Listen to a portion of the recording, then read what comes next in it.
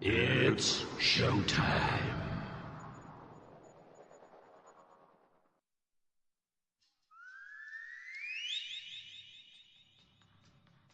Okay, Tokyo, South America, Australia, France, Germany, UK,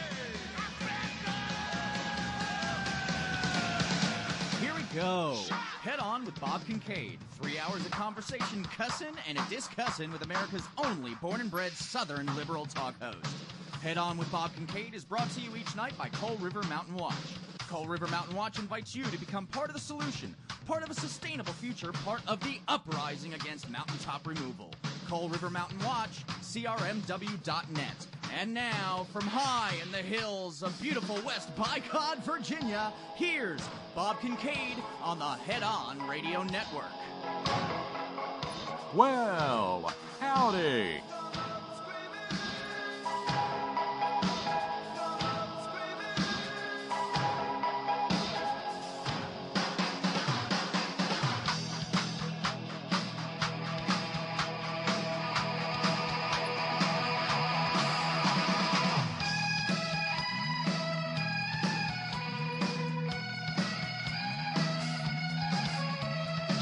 And here we go on day 2, episode 2 of the broadcast week that was not supposed to have been, but is. Hi, this is the H.O.R.N. HeadOn.live is where we live, while HeadOnRadioNetwork.com is being rebuilt, and even after HeadOnRadioNetwork.com is rebuilt. And, that's where you go if you'd like to pick up the stream, because I have an announcement right now at the beginning of the program. You're probably not going to, the emails will start any minute now. I can't hear you on TuneIn. Bob, the White Rose Society stream is down. I know, because the White Rose server appears to have, it appears to be pining for the fjords again. Yep. It crashed sometime, it crashed actually during Dr. Bill's broadcast earlier today. I got in touch with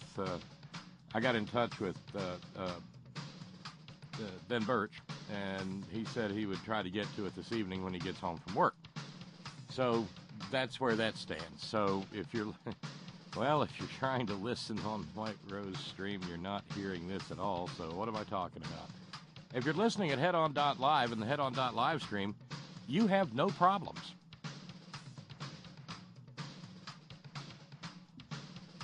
So that's where that is. Hi, I'm Bob Kincaid. Yeah, I was supposed to be in Washington, D.C. this week. No, I'm not in Washington, D.C. this week. And I'm waiting for the swelling to go down, taking my antibiotics day after day after day after day, and waiting for the swelling to go down so that the dentist can then get in there and dig around or gouge around or, just sort of yank and tug, and I'm kind of terrifying myself here, aren't I? Yes, I am, until we can get this bad molar out.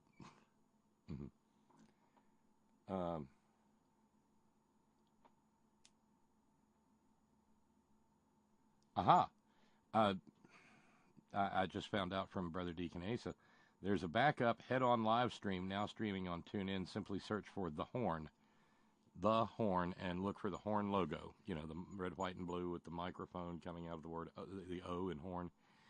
Yeah. Look for that, and there's a backup on TuneIn. Probably need to tweet that out or something.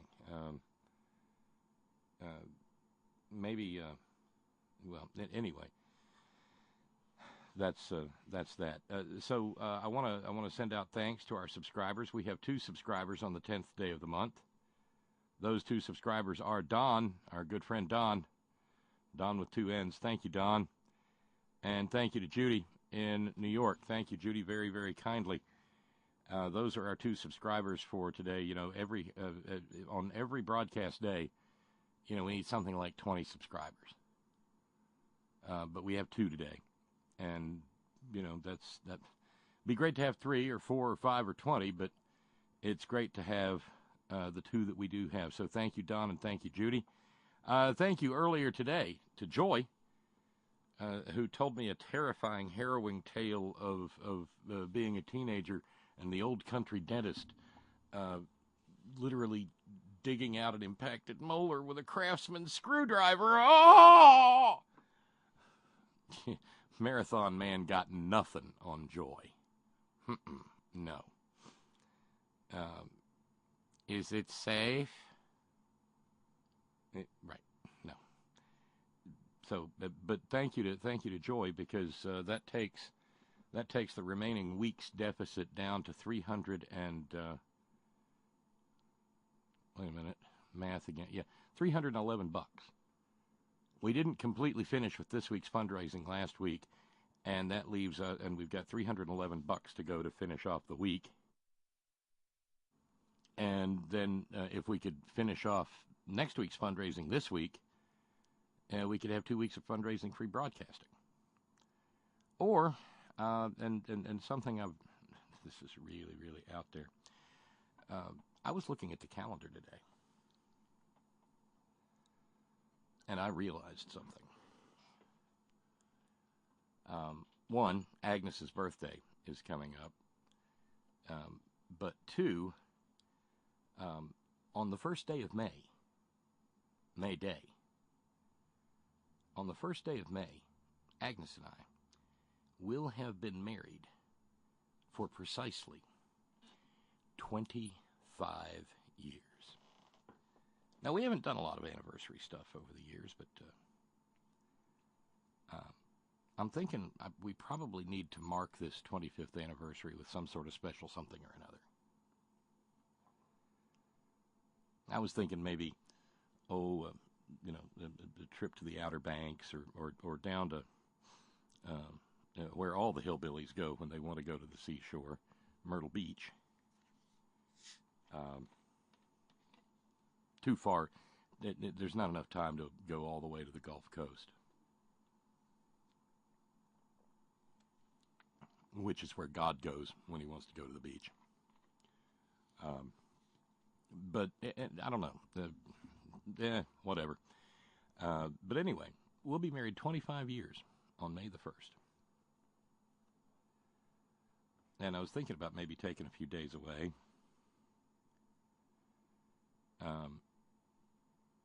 And seeing if, maybe I could sneak her down to Myrtle Beach or something like that. But that would knock down a week's worth of broadcasting. And, well, the tooth is still the tooth. Or the not a tooth is still the not a tooth. Anyway, here's where we stand. We've got $311 in fundraising to go to finish off this week, and then we got another week of fundraising. Then we've got fundraising free radio. So if we could knock out that 311, that would be awesome. And so far, okay. By the way, I'm now allowed to say it's from Joy in Ann Arbor. Yes, it's okay to say I'm in Ann Arbor. This lovely liberal city deserves a shout out. Shout out to Ann Arbor. Hope we're all wearing protective gear. The skunk in the Oval Office is cornered. Yes, the cheese stands alone. Hi-ho the dairy-o. The cheese stands alone. Oh, hi, I'm Bob Kincaid. Did I do that part? So that's thank you very kindly to Joy, and thank you to Don and to Judy for being partial sponsors of the evening's program. More partial sponsors as the program continues, and if y'all decide to kick in. Where to go? It is of course Titanic Tuesday on the Horn, meaning that we have to search out exemplars of Titanic right-wing intellect, of which there's an abundance. Reporting out of Washington, D.C., news today that the service of the search warrants on Geezer Disgustus's lawyer led to some royal fit-throwing. Now, on tape for everybody to hear, there's no tape, but recorded for everyone to hear, yesterday, Tangerine Tiberius, said that the service of a search warrant upon his lawyer based upon allegations of criminal fraud or criminal conspiracy, criminal conduct engaged in by Michael Cohen alongside Donald Trump, because that's what gets you the okay to go ahead to serve a search warrant on somebody's lawyer. He said that was, and this is a quote, an attack on our country. Yes, the service of a search warrant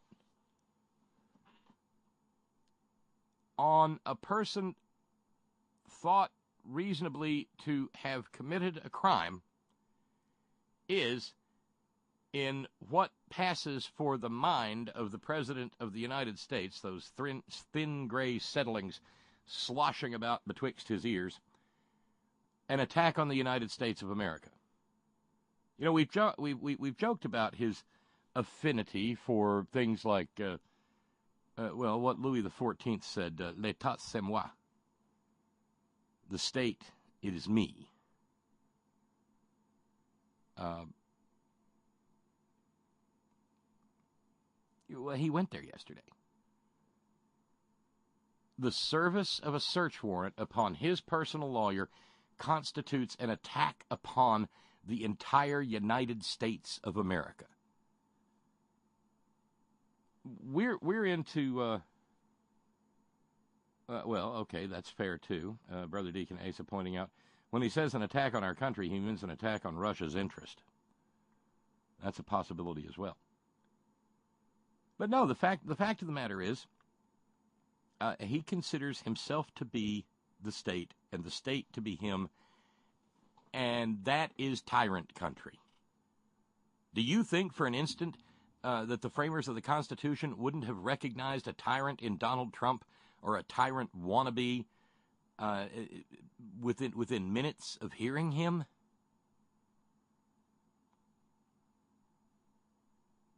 This is a tyrant.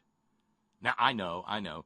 The White Wing went scurrying around for 8 years screaming that Obama is a Kenyan Muslim dictator. But that's just because he was all black and stuff. He didn't do any dictatorial things. He never said that serving a search warrant on somebody constituted an attack on the United States of America. Donald Trump has done that. One source in the White House said he's sitting there bitching and moaning about the search warrant. What it is one Republican close to the White House said last night, he's sitting there bitching and moaning. He's brooding and doesn't have a plan. I could see him having a total meltdown and saying, "Fuck it, I'm firing all of them," one Trump friend told the author of this piece at Vanity Fair, Gabriel Sherman. Really?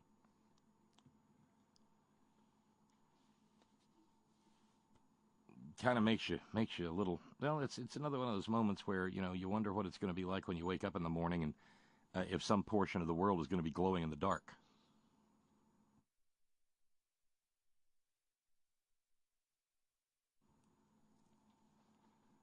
He is dangerous.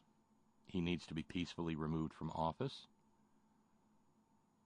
For the good both of Republicans and Democrats, for the good, in fact, of the people of the United States of America, he needs to be removed from office before he can do something really dangerous, stupid, and deadly.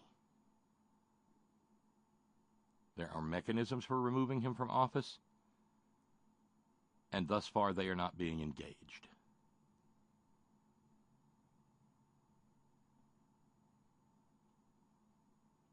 But he wants to fire Rod Rosenstein. He wants to fire Rod Rosenstein so bad he can taste it. And the same goes for Mueller. And Jefferson Davis Beauregard Sessions III. Because we got that again yesterday, too. It was a terrible thing for the country when he recused himself. He had to recuse himself, dumbass. Just because you don't have the brain power to comprehend that doesn't mean it was a bad thing. And we are dealing with a profoundly ignorant, mentally deranged individual in the White House. And now we know today that what it was that the FBI was after when they went to Michael Cohen's hotel room and his law office were documents relating to the payments to playmates and porn stars. Playmates and porn stars. That sounds like a really up-and-coming website name, doesn't it? Oh, yes, it does. Playmates and porn stars. Well, there's Marty. The other third switch needs to be thrown. Getting you on headonlive.live is one of the MP3 streaming, not streaming. So yeah, I'm live, and you got there just a little too late for the explanation that the White Rose server is all crashy right now.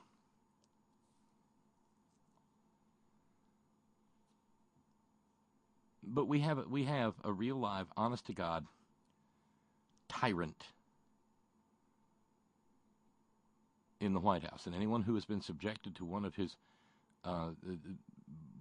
borderline, if not all the way over the borderline into psychotic episodes, anyone who's been subject to one of those knows that we've got a tyrant in the White House.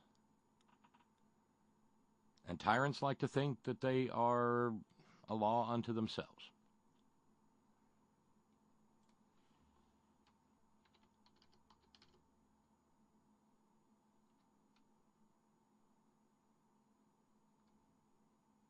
So one wonders just exactly what it was, and, we'll have to wait and see. Yeah, hell, maybe Michael Cohen will be indicted by the next time that the grand jury sits.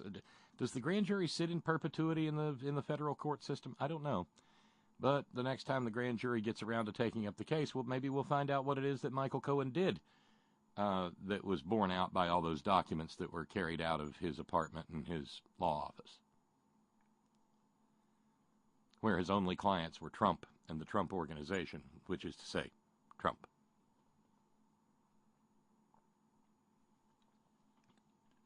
Do we much care? Here's a question. Do we much care about Mark Zuckerberg testifying, there's a laughable word, in front of the Senate today? A joint meeting of the, Commerce and Judiciary Committees? Judiciary Committee. What? Yeah. It's missing a voice. The single best cross-examiner that the Judiciary Committee had is no longer there, courtesy of Kirsten Gillibrand. And, of course, the senator from California and the Upright Christian Ladies Brigade who ran him out of the Senate before he could defend himself, Al Franken. Now, I'll bet you he could have made that hearing interesting. Instead, the one clip I found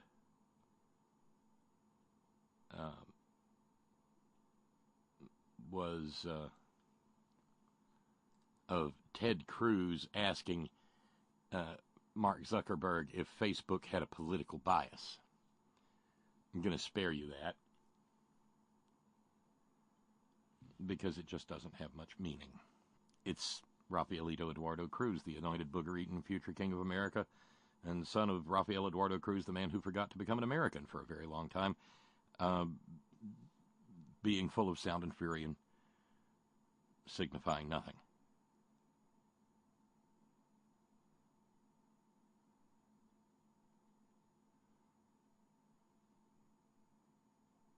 Yeah, meanwhile, earlier today, not too long ago, in the United Nations Security Council, the United States put forward a resolution condemning the latest poison gas attack perpetrated in Syria.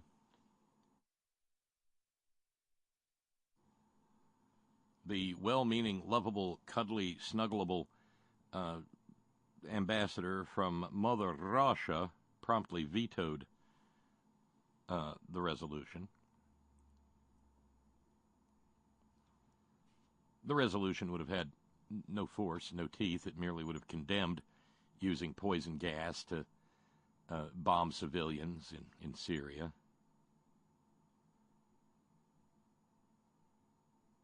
Russia, of course, under the structure of the Security Council,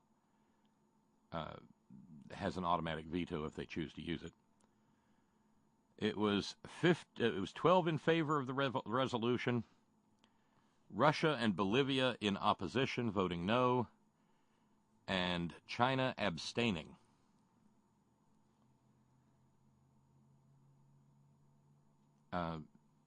If you're keeping track at home, it was the 12th time that Russia has vetoed a UN resolution on Syria, and the 6th time Russia has vetoed a resolution regarding the use of chemical weapons in Syria. And why wouldn't they? I mean, maybe the best person, if he was up to probably not up to it, but the best person to interview on this as to why the Russians would veto a chemical weapons condemnation resolution might be Sergei Skripal.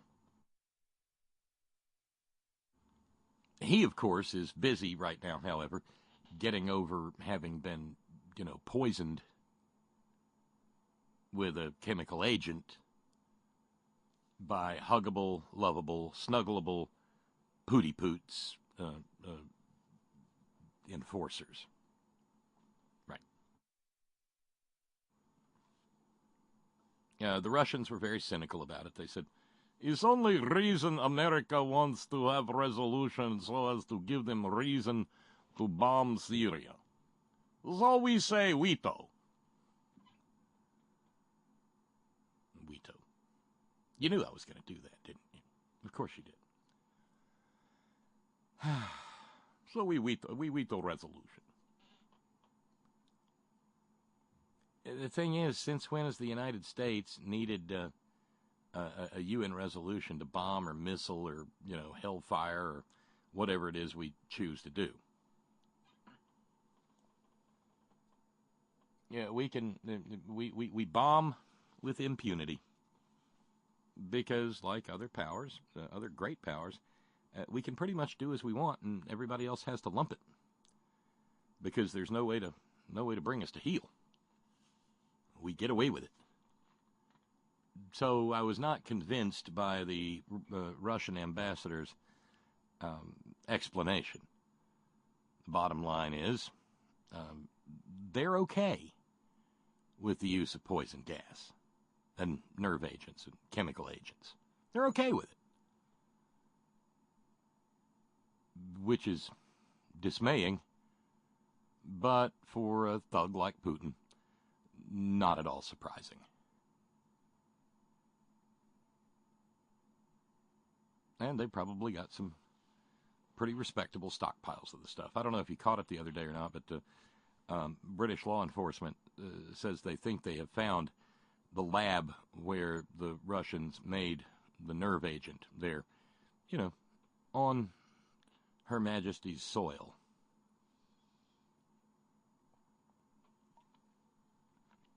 Mm-hmm. Among other things that were in the resolution regarding the poison gas attack, the creation of a group who would be tasked with laying responsibility for chemical weapons attacks during the Syrian civil war. A couple of minutes later, the Security Council then voted down the Russians' notion concerning such a group. Now, of course, we're sort of hamstrung there in the Security Council because our ambassador to the United Nations is none other than Nimrata Haley, who was bamboozled into thinking that a prank phone call from the Morning Zoo crew in Moscow 97 FM, or whatever they're called, was actually a call from the president of Poland, and fell for it hook, line, and sinker. Otne ute eitbre, if you one what I een me, that icky ne ailey hay. Not at all.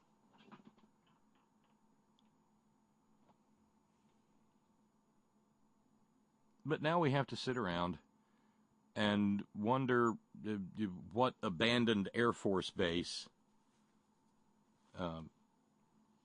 Geezer Disgustus will spend 10 or 15 or $20 million Tomahawk cruise missiling, after, of course, the Russians have been pre-informed of the coordinates of the attack so that they can get anything of actual value out of there. And in the background of all this, remember, he still wants to have his bestie, Pootie, come and visit him at the White House so they can clink glasses over Pootie's re-election as president for life of Mother Russia.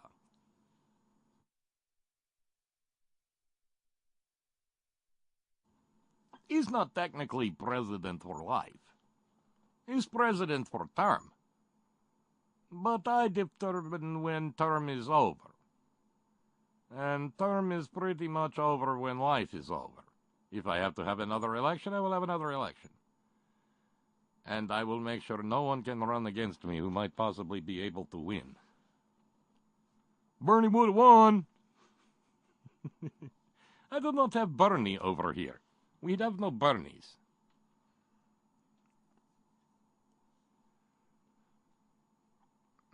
Pretty Titanic stuff, huh?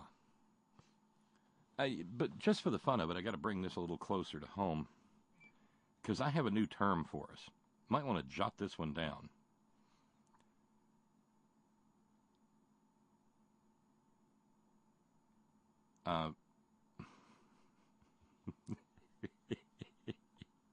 Oh, I like this a lot. Jot this term down. We will be using it in the future. Ballistic Biscuit. Yes, friends and neighbors, Ballistic Biscuit. It's new from H.O.R.N Nutraceuticals at H.O.R.N Labs on Twitter. Ballistic Biscuit is a proprietary blend of desiccated, dried, dehydrated, in the vacuum of space, biscuit, which has been fired up there on a ballistic missile and then brought back to Earth and made into capsule form. You know, I've never cared much for bone-dry biscuits, but with Ballistic Biscuit from H.O.R.N Nutraceuticals at H.O.R.N Labs on Twitter, I can tell you that I can get my fill of biscuits and never have to count the caloric or the fat grams or the starch or the carbs cost, because they've all been removed in our proprietary process by as managed by the peripatetic, periodontic, hardworking scientists at H.O.R.N Nutraceuticals at H.O.R.N Labs on Twitter. Yes, Ballistic Biscuit comes to you in a convenient 90-day supply that'll only set you back $311 and another $200 shipping and handling. Of course, part of the cost there is associated with the production of the credulity strips, which you can stick on your forehead and dip into the Ballistic Biscuit and absolutely learn nothing whatsoever about the content of Ballistic Biscuit, except for the fact that you got snookered into ordering a nutritional supplement from some guy on the radio, because after all, Ballistic Biscuit from H.O.R.N Nutraceuticals at H.O.R.N Labs on Twitter, well, it's a bullshit nutritional supplement, because you can't be a real, live, honest-to-goodness, for-real professional radio program that's been on the air for about 15 years unless you've got a bullshit nutritional supplement to hustle. That's right, Ballistic Biscuit only from H.O.R.N Nutraceuticals at H.O.R.N Labs on Twitter. Accept no substitutes, post no bills, use no hooks, no salesman will call, your mileage may vary. FOB, COD, goodness gracious, they're good. Ballistic Biscuit, only from H.O.R.N Nutraceuticals at H.O.R.N Labs on Twitter. Where did that phrase come from? Well, right here where I live. Ballistic Biscuit. Comes from ripped from the pages of today's headlines. I got a couple of stories here. No, not of great national or international import, but just to give you an idea that you don't want to screw around with a bunch of hillbilly women. No. We're talking here in the published report about a woman by the name of Bridget Thompson. She lives in Fayette County, West Virginia, and she's presently cooling her heels in the regional jail on charges of malicious wounding, as well as destruction of property and domestic battery. Her bond is presently set at $20,500. What happened was this, and I'm reading directly from Tyler Barker's story from WOAY TV. Those of you who are longtime practitioners of the art of word knowing will leap on this. When deputies arrived, the victim stated, there's no comma after arrived and between arrived and the. When deputies arrived, the victim stated that Bridget Thompson, his girlfriend, and him got into an argument. The victim says Thompson went ballistic biscuit and started tearing up everything. When the victim tried to stop her, Thompson bit him, pulled out a knife, and stabbed him. The victim suffered a cut to the abdomen. Thompson left the residence with another person, and the victim was sent to Plateau Medical Center for non-life-threatening injuries. Police found Thompson on Monday, April 9th, and was arrested for malicious wounding, destruction of property, and domestic battery. Yes. This all happened way back on Saturday, March the 24th, at about 3:30 in the morning, on a little street called Red Bud Road. I think it's named after the red bud bushes, which still have managed not to bloom. They're usually the first color of spring around here, and I haven't seen red bud number 1. I'm pretty sure they're named after the colorful bushes and not anything that has like red hairs in the bud or anything. No. But yes, in interviewing the victim, he said, "Yeah, she went ballistic biscuit and started tearing up everything." So you might want to just jot that down, ballistic biscuit. You know, we're known here in Appalachia for our colorful use of language. And I'd say that's a real contribution to our to our descriptive lexicon. For instance, wouldn't it sound a lot more interesting if the headline from the Vanity Fair article that I shared with you a few minutes ago about Donald J. Trump having a hissy over the service of the search warrant, wouldn't it be a lot more interesting, instead of saying he's sitting there bitching and moaning, inside Trump world, allies fear the boss could go postal and fire Mueller? Wouldn't it be, he's sitting there bitching and moaning, inside Trump world, allies fear the boss could go ballistic biscuit and fire Mueller? You know, all those for-profit media journalists that parachuted in here to go and interview the much misunderstood, economically anxious hillbilly, and you mean to tell me that they didn't take something like ballistic biscuit home with them? Oh, well, tell us, Mr. Pundit, what do you expect now from the White House? Well, Fred, I'm not entirely certain, but given his present state of mind, I think there's a real risk of the president going ballistic biscuit. See what I mean? It just rolls right off the tongue. This is good stuff, Maynard. Oh, heavens to Murgatroyd, yes. Note coming in from Matt in San Francisco. The subject line, so glad. Bob, I'm just so glad we elected a crook who can't even speak for yourself, bub. I didn't elect no crook. No, you didn't either, I know. Well, none of us did. Remember, he lost by 3 million real votes, not the imaginary kind, not the fake kind, not the fraudulent kind, not the voter fraud kind. He lost by 3 million actually more than 3 million actual votes.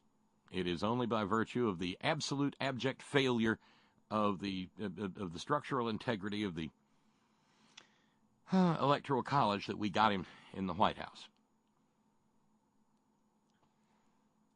Yeah, but Matt says, I'm just so glad we elected a crook who can't even grift a few million without leaving a trail miles and miles long. Imagine if we elected that Hillary woman. You mean the devil? Who's been under investigation for 30 years has never had anything pinned on her. It's so thrilling every day not knowing what additional crime will be attributed to the occupant of 1600 Pennsylvania Avenue. God bless America. Absolutely, Matt, in San Francisco. And a hearty ballistic biscuit to you, too. I think we're going to have a lot of work for Ballistic Biscuit. It's a desperate attempt on my part to replace the phrase raw dog in references to... You all can just call me Ballistic Biscuit. Mm-hmm. That's not all we have, though, in the way of interesting crime stories coming from the state of West Virginia. And I offer this up to you as a way of understanding the difference between firearms and other conventional weapons.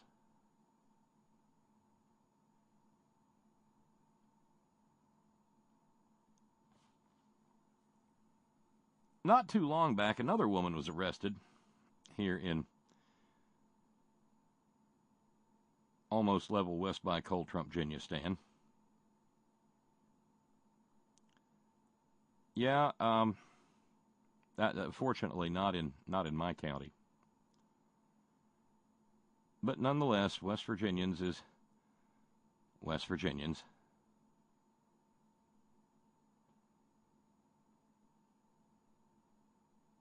And you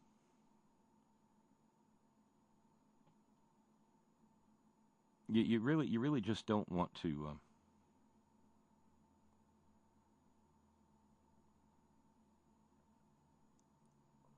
let something like this go by without giving it proper and due notice.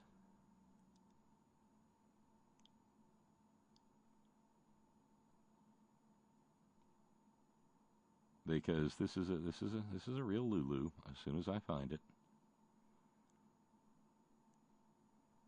I had it. Now I don't have it anymore.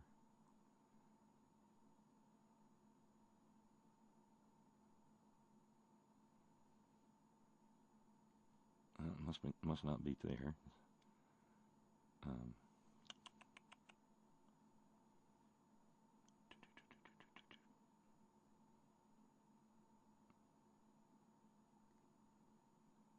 Oh, there she is, yes. Only took a minute. The dateline on this story is Lorona, West Virginia, courtesy of WVNS.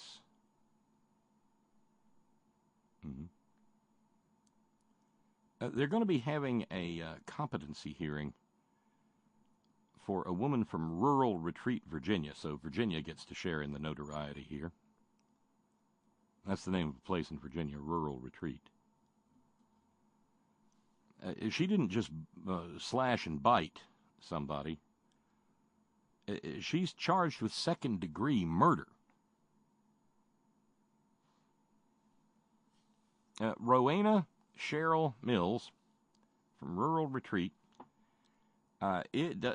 She's facing second-degree murder charges, but she's going to have a competency hearing first. You know, last night we had a little conversation about mental illness versus propensity for criminal conduct, and I said, let's remember, mental illness is a real thing, and there are people who do violently criminal things as a result of being mentally ill. When they get their hands on firearms, however, is when things get really, really out of control. Now, of course, the guy in, what's his name, Paddock, in Las Vegas, was not mentally ill. Not at all. Yeah, he just had a hankering to maim a few hundred people by ambush.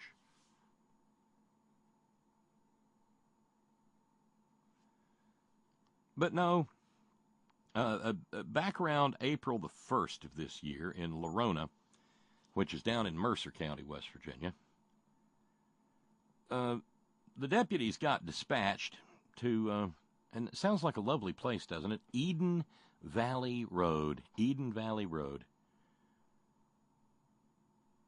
Sounds like somewhere that you might make salad dressing or something like that, Eden Valley. Or maybe non-GMO, soy-free, gluten-free, vegan, lactose-free cookies or something, maybe cakes or from the bakers at Eden Valley. Well, no such luck. When the deputies showed up on Eden Valley Road, they found they found Rowena Cheryl Mills covered in blood and wearing a glove on only one hand, and there is no suspicion whatsoever that she was engaged in Michael Jackson cosplay.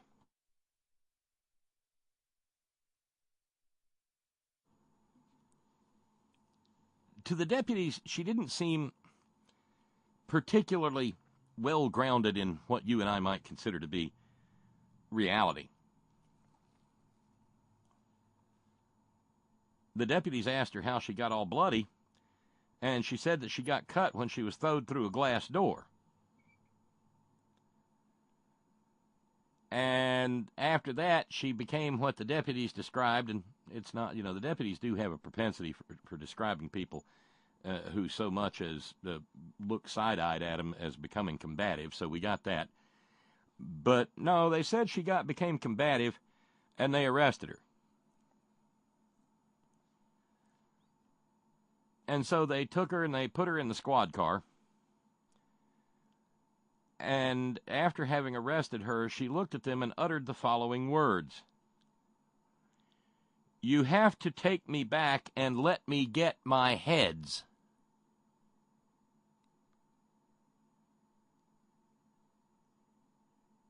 You have to take me back and let me get my heads.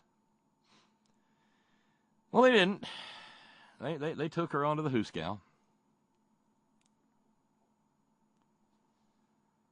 But later on in the day, the investigators said they got a phone call about a murder on Clover Lane.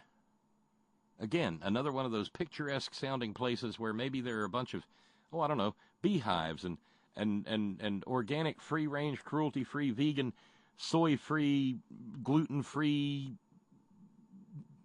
no pesticides honey is produced out on Clover Lane. But no, the deputies went out Clover Lane way, and they found a feller inside his house what didn't have no haid.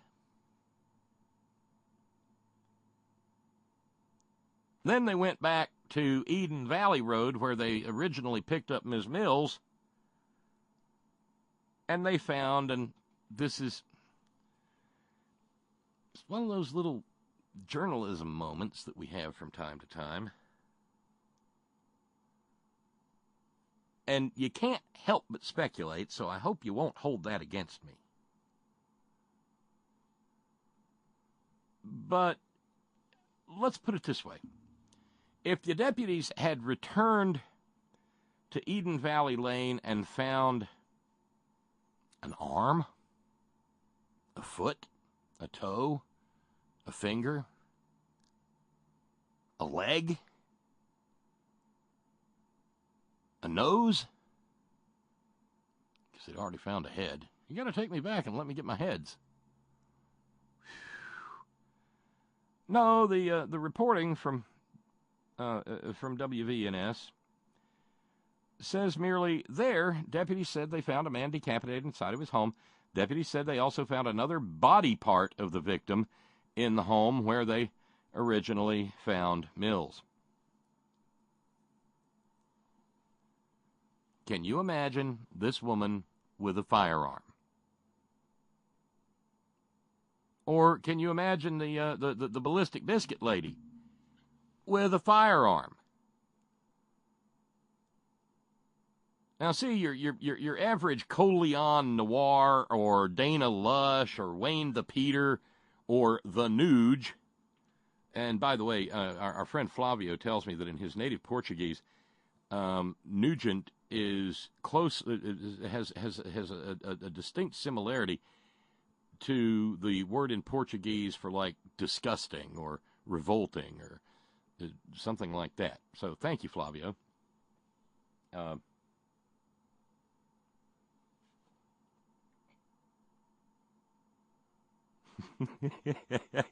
Oh, 3 cheers and a tiger for me. I have won. Note coming from Matt in San Francisco. Found with one glove and not engaged in Michael Jackson cosplay. Bob, please, I'm getting over a cold, and the office gets messy when I spit out my water. Yay, me! I think Flavio was anticipating where the next story was coming from because he said subject line Ballistic Biscuit. He's lucky she didn't go Ballistic Bobbit on him. No, that was one wonders if that was Rowena Cheryl Mills there from Rural Retreat, Virginia. Because we do still have delicate sensibilities here, and you don't want the little old blue-haired ladies going to church on Sunday talking and using the word penis or anything there in the house of the Lord. There, deputies said they also found another body part, nudge, nudge, wink, wink, in the home where they originally found Mills.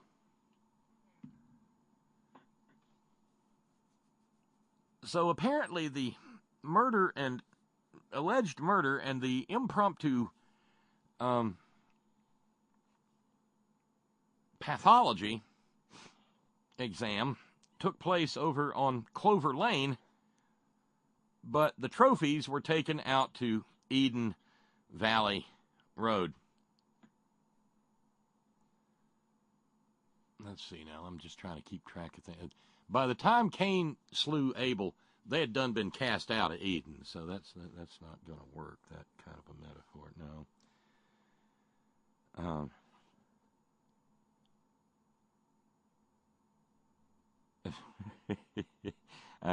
Scott and Punky want to know, Rural Retreat, Virginia? Despite having grown up in the Old Dominion, I'm not familiar with Rural Retreat, Virginia. Well, it's a big damn state, Scott. Scott asks, is it perhaps somewhere down in the southwest corner of the Commonwealth, there in Hallass County? Sheep are scared county, right? Yeah. But your Coleon Noir or your Nuge or whatever, they'd say, they would say something like, see, she didn't have no gun, but she still managed to lop off his head and his big head and his little head, and didn't have a gun at all. So, what's the point of having airy gun laws?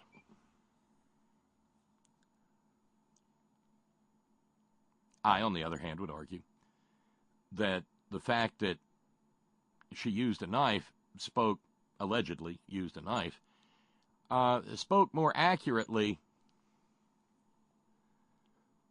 to the urgency of the situation, such as she perceived it, and had she had a gun or access to a gun and decided that there were more people who needed impromptu surgery, his cuticles were completely severed.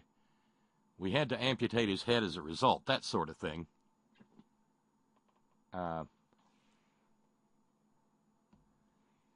But maybe strengthening the laws to make sure that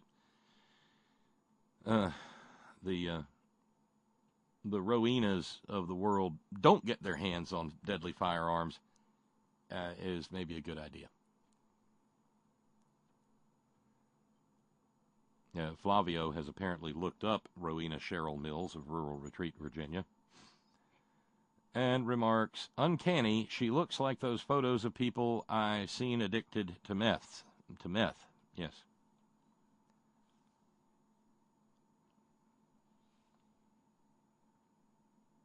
And another body part. I really do. I think they would have said toe, don't you?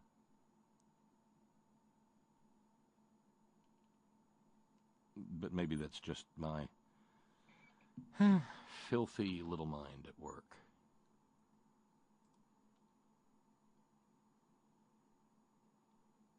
But just be careful where you are, wherever you are. Don't for a minute think that just because you're not in Appalachia, somebody can't go ballistic biscuit on your ass. They can go ballistic biscuit in New York. They can go ballistic biscuit in L.A. They can go ballistic biscuit in Chicago or Dallas or Bozeman. Well, I'll bet they go ballistic biscuit in Bozeman, Montana. Don't you? Sure. Yeah, don't worry. The whole program is not going to be like this. But the goddess doesn't hand me two stories like that within a matter of days.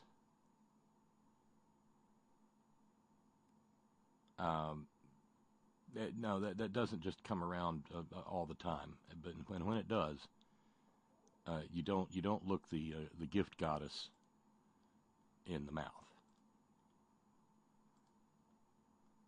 I just hope I myself never experience the phenomenon of having someone go ballistic biscuit.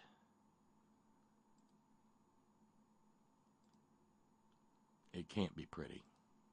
It just can't be pretty.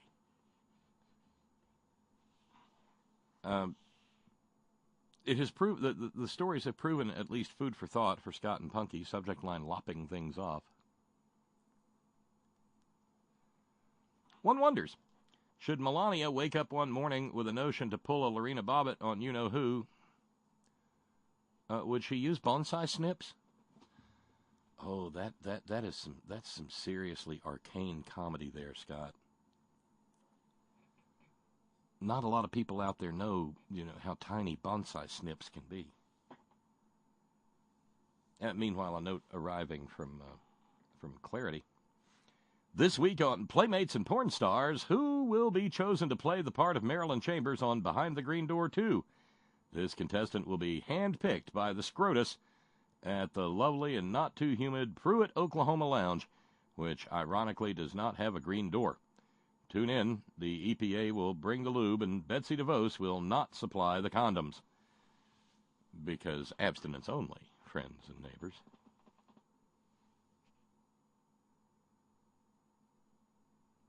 Marty wants to know, ballistic biscuit, is that the same or similar to going postal? Yeah, but I think it's a lot more hillbilly. And there's probably better swear words involved. We do cuss and carry on down here with real panache.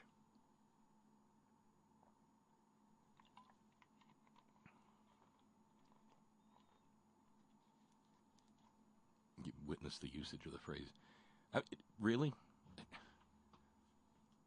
So you've been bitten and cut by your significant other, and at 3:30 in the morning you call the deputies and they show up, and you look at him and go, yeah, we got into, and she went all ballistic biscuit on me. It takes some law enforcement training to be able to keep your composure when somebody uses a phrase like that. Precious.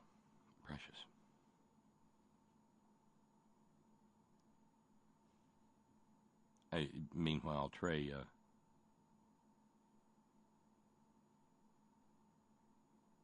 in Kentucky stand said, so she just went Republican? Eh?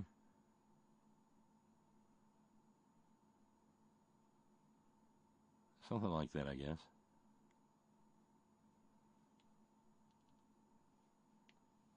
Ballistic Biscuits, good and good for you. And what you don't eat, you can put in a slingshot and, oh, never mind. So, I mean, that's, I told you, it's Titanic Tuesday. We got stuff. We got lots and lots of enjoyable stuff. Meanwhile, from a not in West Virginia story, initially when I read the headline, I thought, well, yeah, it is. Nearly 80 dead from bootleg alcohol tainted with insect repellent cough medicine. Shit, if that's not West Virginia, Virginia, Kentucky, Tennessee, Alabama, Georgia, North Carolina, South Carolina, Mississippi, Louisiana, or Arkansas, well, all of the above are falling down on the job, but it's not. It's a story out of Indonesia, where 80 people are really dead, and 90 more have been hospitalized this month alone because they drank bootleg hooch that had been flavored. You know, around here we just use a little lighter fluid for flavoring, or maybe a little iodine if we want scotch. But it was flavored with things like cough medicine and, yes, insect repellent. The initial inclination is to, well, like I did, make a joke out of it. It's not funny.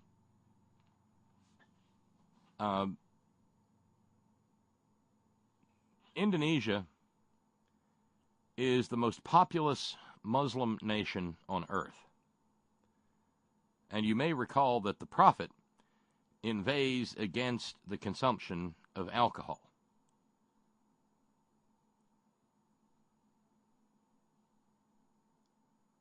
Well,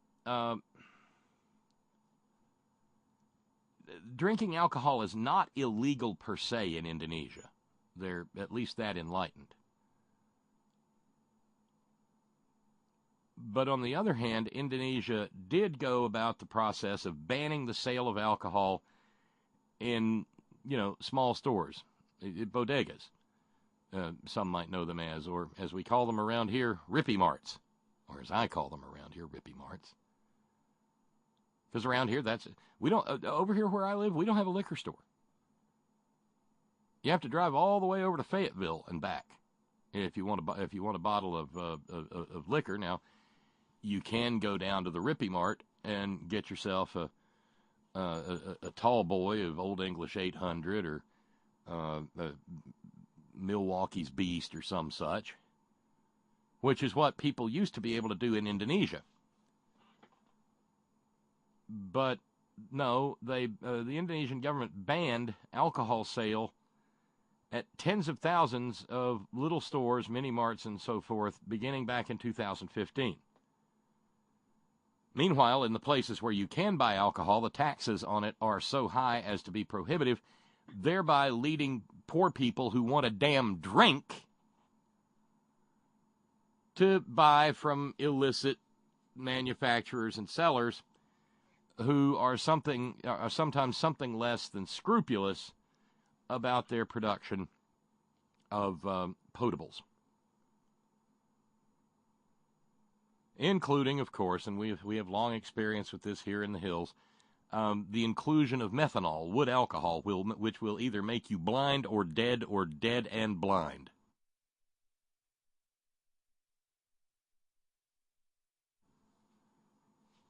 Further evidence of the toxicity, not of methanol, but of religion.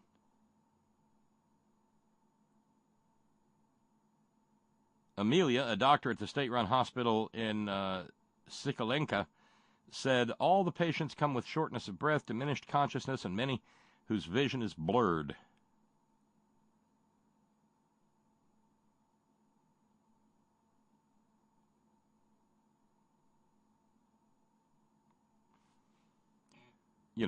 Because the invisible the invisible sky friend, who loves all of his creation, doesn't want people drinking.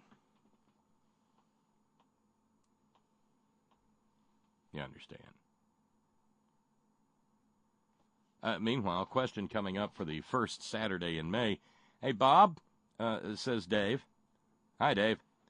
Hey, Bob, is Ballistic Biscuit going to be running in the Kentucky Derby next year? Or this year? Makes you wonder. If Ballistic Biscuit isn't, Ballistic Biscuit damned well should. And Ballistic Biscuit on the inside with the gravy and butter colored silks. It's just a gift that keeps on giving.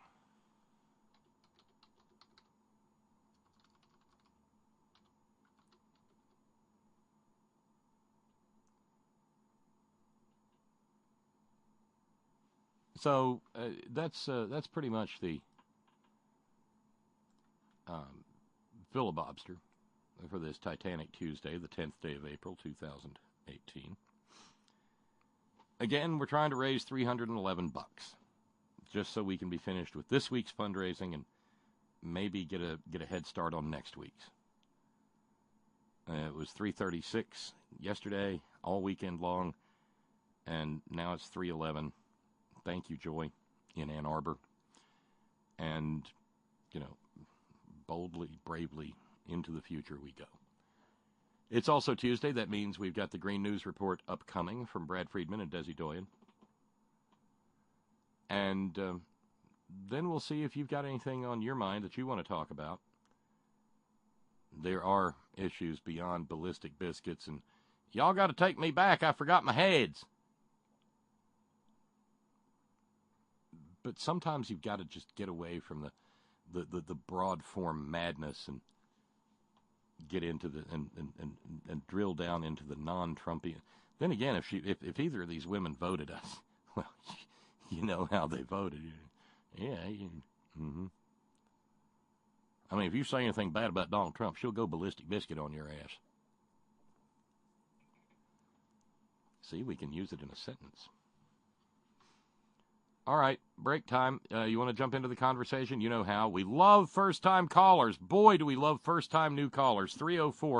304-574-8178. Toll-free from anywhere on the planet. 844-843-4676. That's 844-THE-HORN. And, of course, Skype to Skype. All over the world. Bob Kincaid Horn.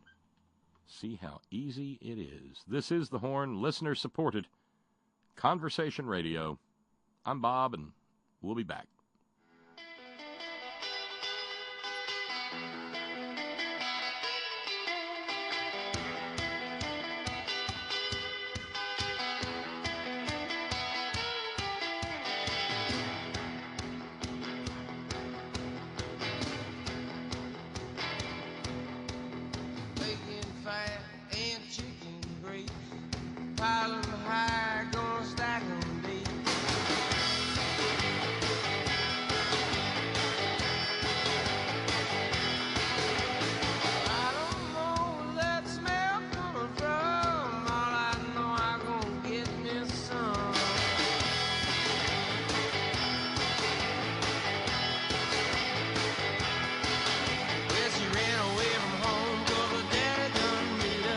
She's my little biscuit.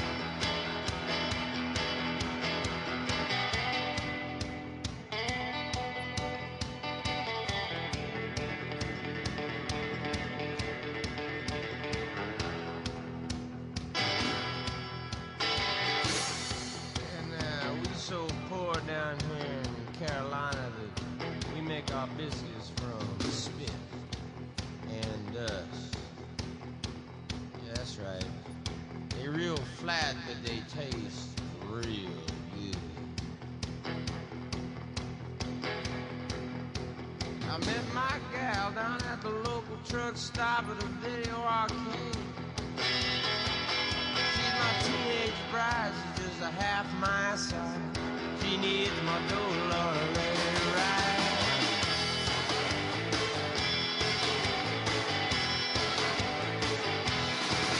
When she ran away from home, 'cause her daddy done beat her. She's my little biscuit eater. Oh, she's a hungry country girl. She's my biscuit eater, yeah. She's my biscuit eater, yeah, yeah, yeah, yeah.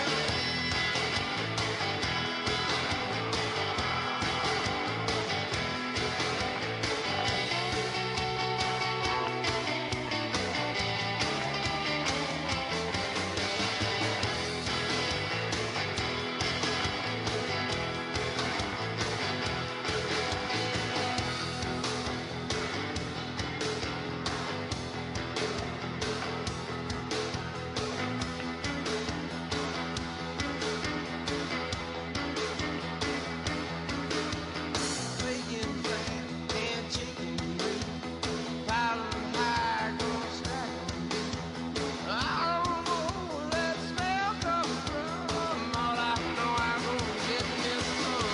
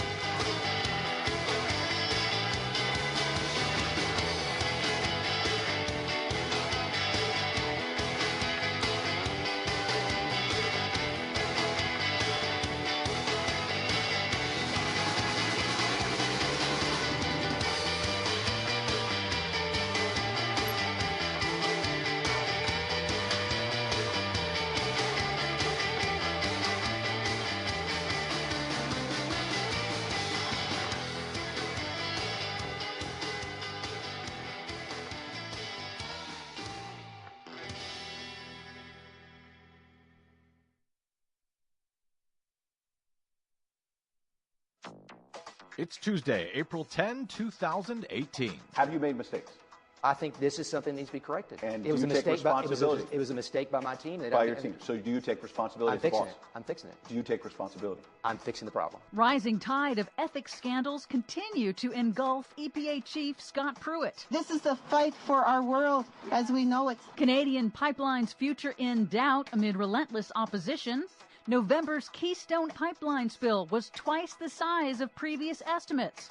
Plus, Michigan gives Nestle the green light to pump groundwater while it ends bottled water deliveries to Flint. All of those stories and more straight ahead. From BradBlog.com, I'm Brad Friedman. And I'm Desi Doyen. Stand by for 6 minutes of independent green news, politics, analysis, and snarky comment. If anyone needs security at Disneyland, it's Scott Pruitt. A man who even Mickey and Minnie Mouse would tell to go himself. This is your Green News Report. Space Mountain's going to be underwater in 10 years, you son of a bitch! Get it, Minnie! Get it!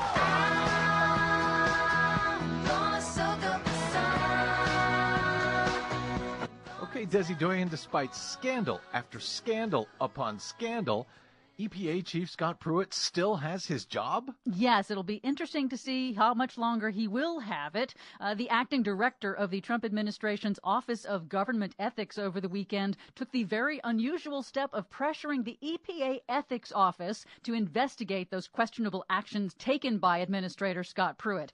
BuzzFeed News now says that the EPA Ethics Office has kicked that request up to the agency's Inspector General, which has actual subpoena authority. President Trump has continued to voice support for Pruitt, who has been under heightened scrutiny amid a rising tide of revelations about his outsized spending of taxpayer dollars on personal security and first-class travel, and a shady below-market D.C. rental deal, and other questionable ethical actions. Rising tide. I see what you did there. Meanwhile, in British Columbia, on Sunday, Texas-based energy giant Kinder Morgan announced that it has suspended all non-essential construction on its Trans Mountain pipeline expansion project. That decision came just hours after hundreds of protesters blocked the entrances to a Kinder Morgan pipeline worksite. It's part of a relentless civil disobedience campaign by First Nations tribes. Kinder Morgan suggested that it may even cancel the project, setting a May 31st deadline for stakeholder talks on how to proceed. The Trans Mountain Pipeline would ship heavy tar sands oil from Alberta across British Columbia to overseas markets, and it's also opposed by BC's provincial government. The suspension is a setback for Canada's oil sands industry, but a victory for the First Nations, says Grand Chief of the Union of BC Indian Chiefs, Stuart Phillips. Yesterday, Kinder Morgan blinked. They took a step back, and today, I think after probably some long hours in the boardroom last night, they've come to the inevitable conclusion that you simply can't ram a pipeline through in the face of such opposition, legal, political, on-the-ground opposition. It's impossible. The suspension occurs in the wake of a new report revealing that a pipeline spill on the controversial Keystone Pipeline on a South Dakota farm last November was actually double the size of what pipeline owner TransCanada had initially reported to state regulators. See, I told you when it happened. Don't listen to their numbers. It is always bigger than they tell you at first when they estimate the size of these spills. These oil companies, these pipeline companies, they always lowball it when they give those numbers. You were right. It turns out that the pipeline spill in South Dakota totaled more than 400,000 gallons.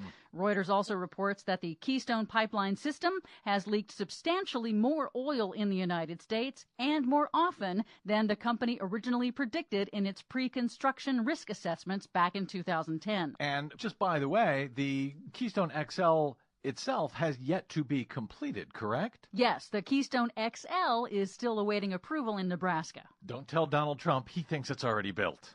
In Michigan, the state's Republican Governor Rick Snyder has announced the state will end bottled water deliveries to the city of Flint 4 years after emergency managers, appointed by Governor Snyder, instituted cost-cutting measures that contaminated the entire city's water system with toxic lead. The city is in the process of replacing lead service pipes, but thousands of those lead pipes still remain. The governor's office says the city's water now tests below federal limits for lead contamination, but the New York Times reports that the water can still pick up lead when it flows through those thousands of remaining lead service lines in the city.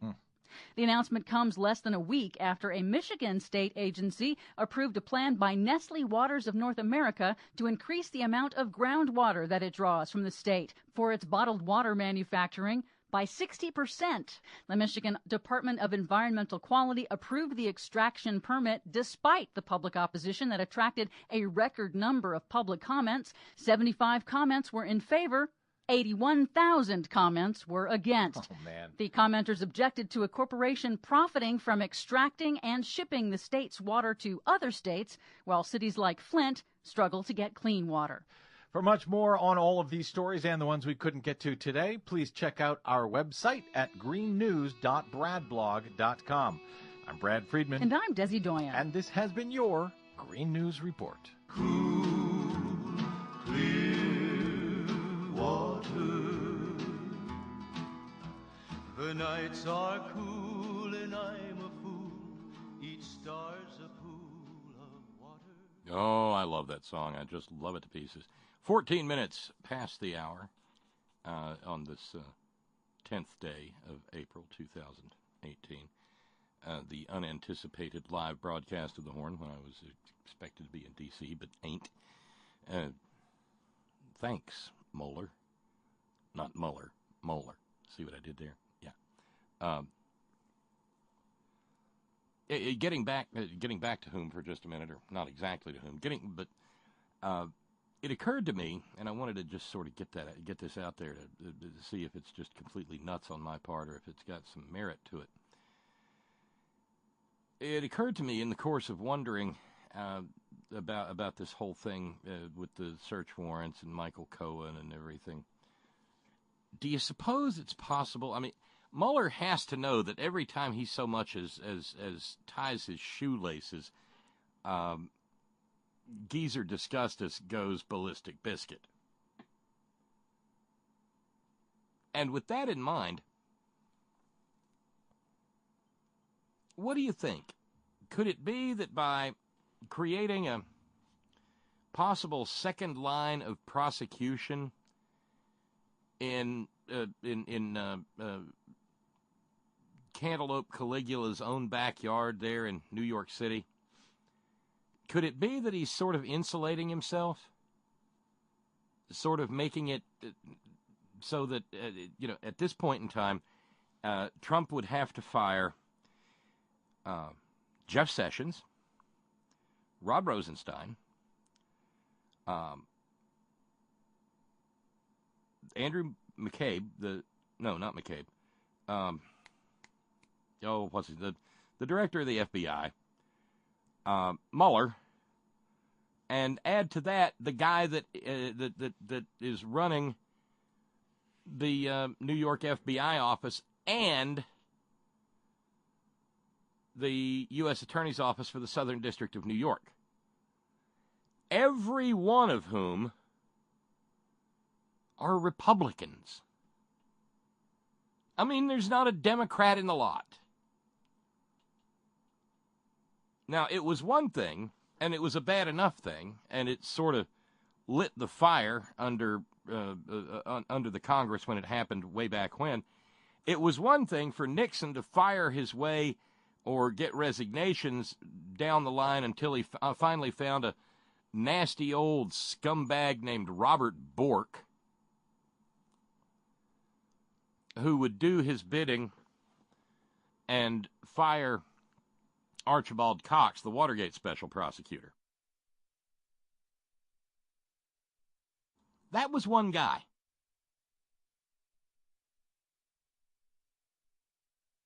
And like I said, it led to a backlash that eventually led to the resignation of Richard Milhouse Pinhead, as he was called by Harry Truman, Nixon. Richard Pinhead Nixon. But and they called that the Saturday Night Massacre. One guy. This would be the Saturday Night Abattoir. The Saturday Night Slaughter. And yes, as our friend Joey in Ann Arbor pointed out, the cheese does stand alone. Cheddar in color.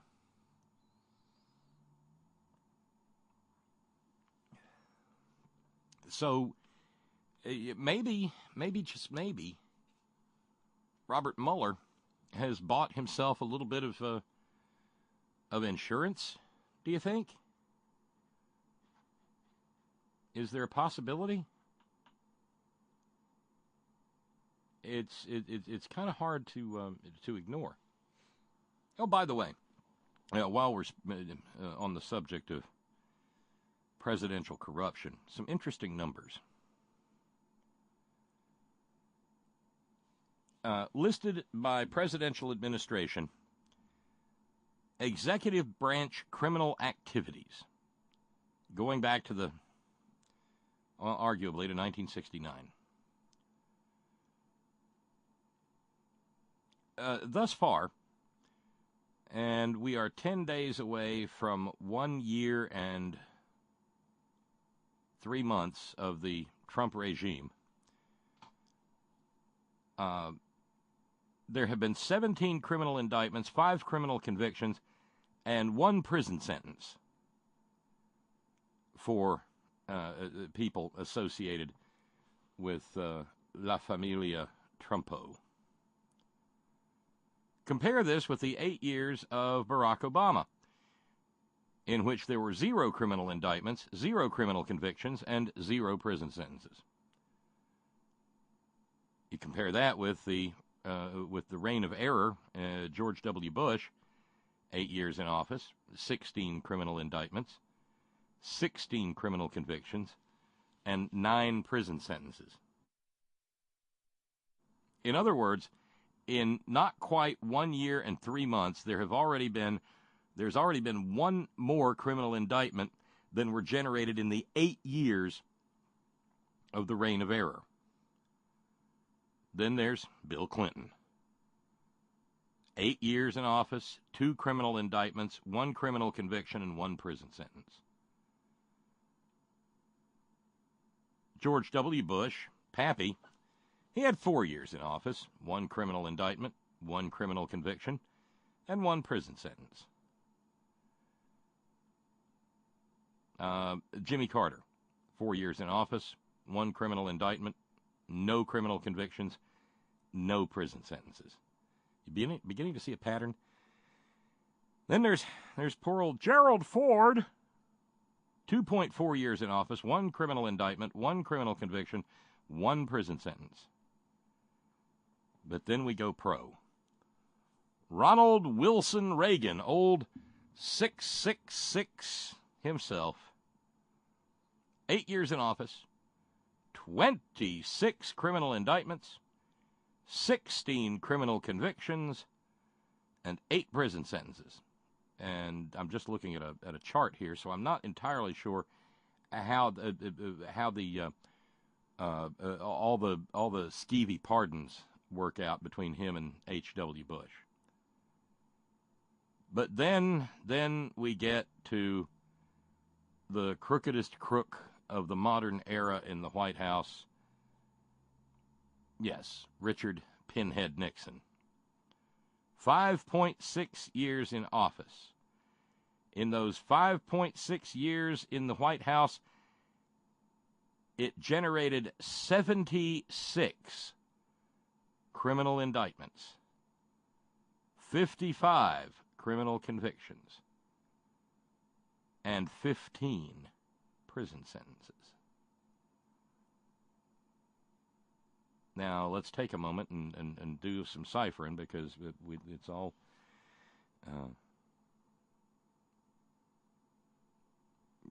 such a challenge for me. So that was 5.6 years. Let's round it up and be charitable. We'll call it 6 years. 76 indictments. Let's see. So in 1 year of Donald Trump, there's already 17. So 6 times 7 is 42. 6 times 1 is 6 and 4. So that would be 102 in 6 years. 102 indictments, which would exceed even Richard Nixon by 26 indictments if he continues at his present pace. So using that metric, we can actually say that Donald Trump is on track to have the single most hopelessly corrupt, utterly criminal regime in the modern history of the presidency. Harding and Teapot Dome, they're not here. The penny ante petty graft and corruption that completely consumed the Grant administration, that's not on the list either. But that's pretty impressive. And if and take it a step further, let's go ahead and posit what I have said in the past, that, you know, the idea of 8 long years of Donald J. Trump. Let's do the math on that. Let's use the number 8 instead of 8 times 7 is 56. 8, so that would be 136 criminal indictments if he stays on his present pace. And that would nearly double the number of indictments that were handed down during the Nixon maladministration. Why, thank you. Steve from Georgia Stan says that's an interesting stat, Bob, over in the chat room, which, by the way, works fabulously. And you are invited to participate in the chat room if you like. If you go to headon.live,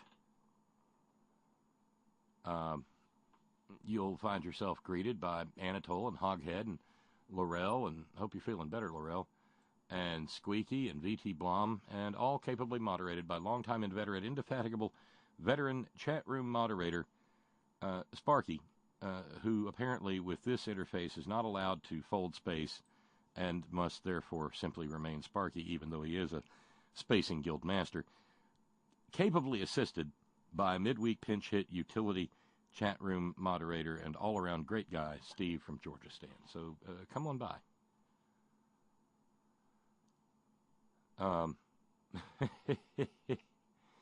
Michael Flynn Jr. is not the sharpest knife in the drawer. Part of the reason that his daddy decided to plead guilty is because he was trying to keep his son out of the pokey. But and part of he can't help getting on Twitter. But Michael Flynn Jr.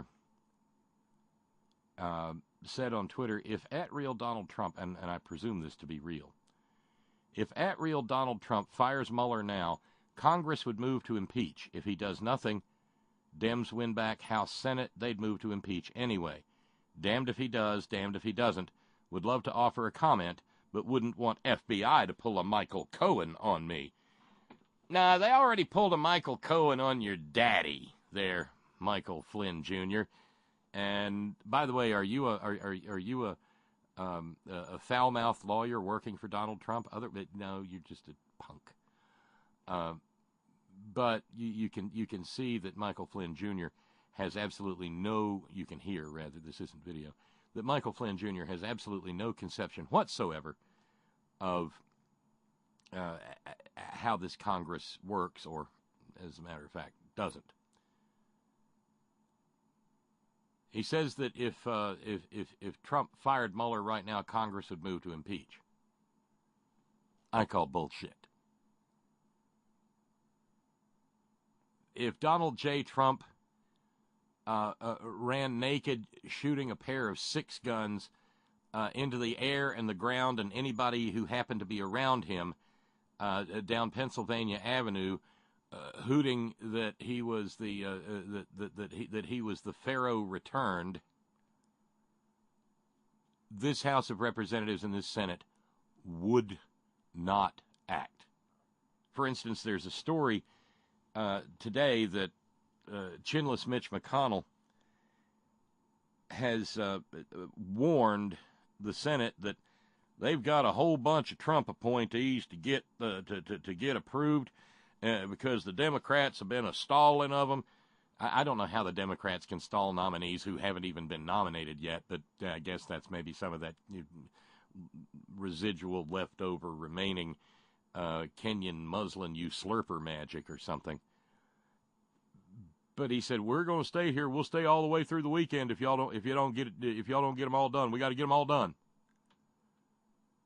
And God only knows what kind of goofballs, freaks, and mental incompetence are on that list of people to be confirmed. But there's chinless Mitch McConnell cruising right along, doing the bidding of a man who is clearly out of his mind and has no business anywhere near the levers of power. Yeah, Congress would move to impeach. When pigs take wing. Trust me, I have no fears of any sort of imminent porcine aviation.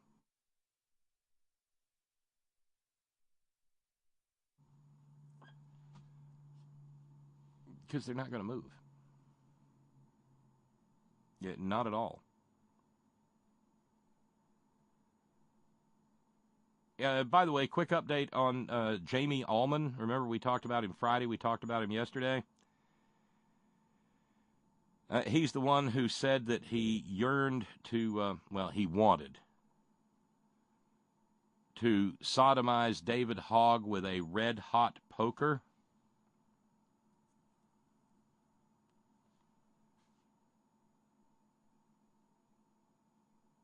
Yeah.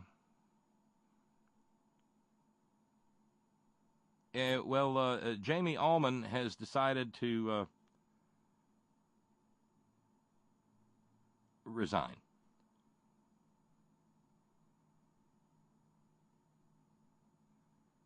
I was correct. He is a radio and TV host in the St. Louis market.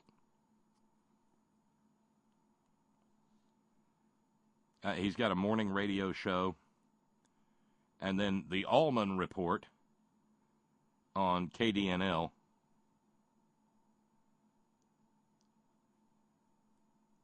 And he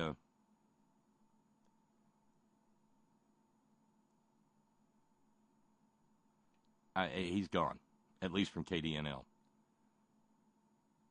The entirety of his tweet from back on 26 March was, "When we kick their ass, they all like to claim we're drunk. I've been hanging out getting ready to ram a hot poker up David Hogg's ass tomorrow. Busy working. Preparing."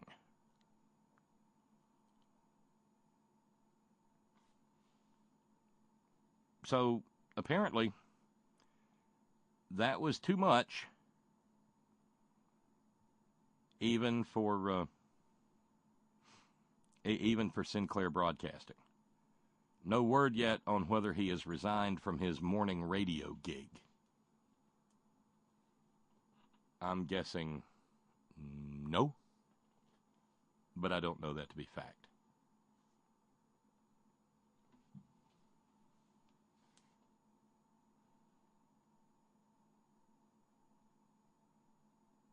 It is only reported by USA Today that he's quit the TV gig, because that is where the bulk of the pressure was applied.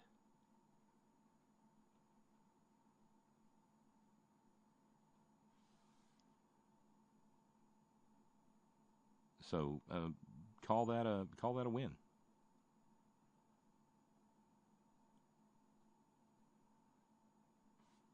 But Jesus, I really, sincerely, I do not understand why right-wingers cannot engage in criticism without engaging in violent, eliminationist, and quite frankly, anal-intensive slurs. But speaking of Sinclair, another little piece of information broke recently.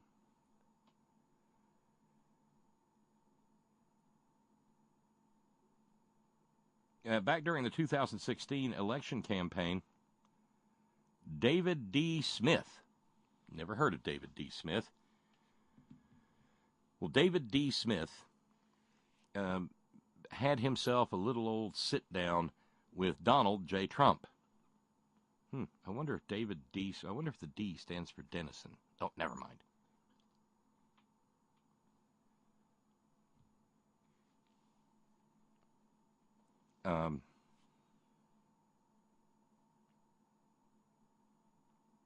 He met with Trump during the 2016 election campaign, and during that 2016 election campaign, he looked Trump in the eye and said, "We are here to deliver your message." And by we, he meant Sinclair Broadcasting. Sinclair being the biggest single owner, thanks to the Telecommunications Act of 1996, of local TV stations in the entire United States. Yes.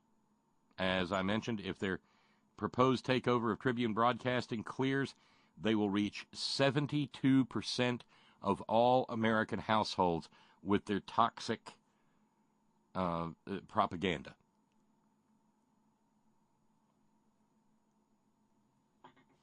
But even after Trump became president, David D. Smith, the chairman of Sinclair, has continued to visit and have little chats with the Donald. Among other things, he's pitching something called Next Gen TV.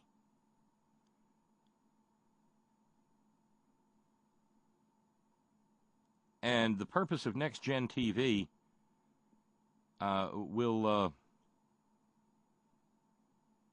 it's a new broadcasting standard. They want to force manufacturers to incorporate next-gen TV chips in all new devices, and those chips would have meant big revenue to Sinclair because they're a heavy investor in the technology. Of course, David D. Smith said that there was, no interest whatsoever. It wasn't financially motivated, the meeting with Donald Trump. He just wanted to get in there and do a little Balchinian work.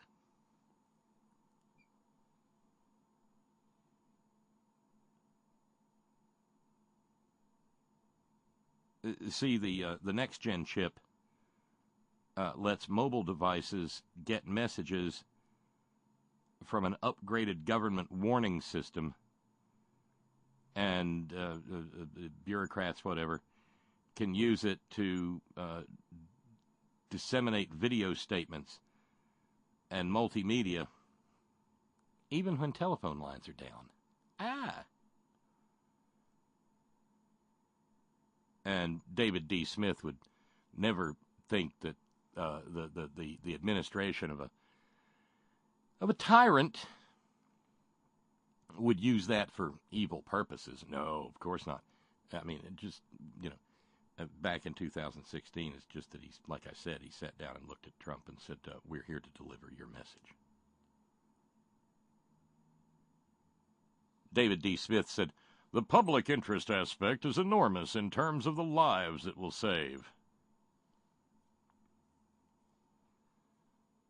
He says that the next-gen chip would, among other things, let the government target individual cell phones or all phones in a zip code or other recipient lists as they devise them in an effort to pitch the idea of the chip that they'll make a fortune on. He said, if you were Rudy Giuliani on 9/11, you would have turned on your desktop, typed in an access code, and gone live to every phone or pad or device in the marketplace in seconds.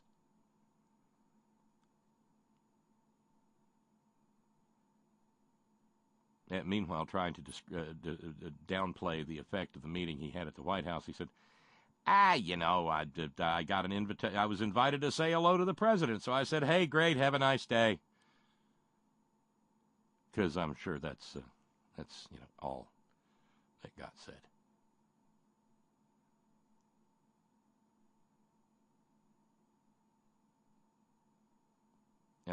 He's also, Jared has run sideways of him because Jared said that the 2016 Trump team made a deal for favorable coverage with Sinclair in exchange for giving access to their journalists to Trump.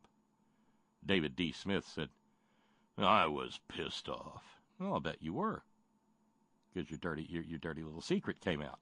He doesn't say why he was pissed off. That's why I can speculate that way. I mean, I asked Trump, would you like us to embed with you during your campaign? What? Somebody in bed? Is she blonde? Will she remind me of Ivanka? And he brought a bunch of people in the room and he said, well, whatever. And I said, we're here to deliver your message, period.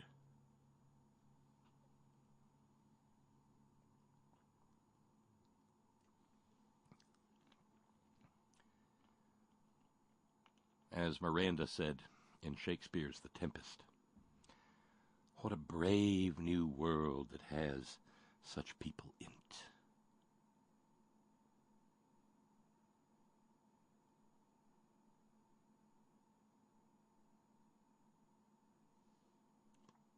So we'll just kind of keep an eye on Sinclair as the propaganda machine gets turned up to 11.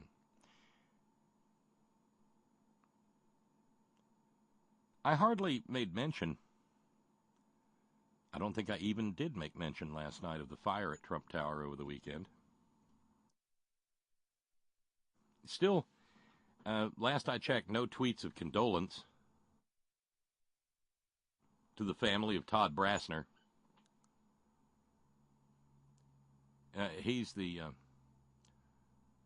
man who died in the Trump Tower fire. He died in an apartment that didn't have a sprinkler system because Donald J. Trump once complained that if the city of New York forced him to install sprinkler systems, it would add $4 per square foot to the cost of one of his skeevy apartments. $4. But Todd Brassner died, and Todd Brassner was an interesting fellow.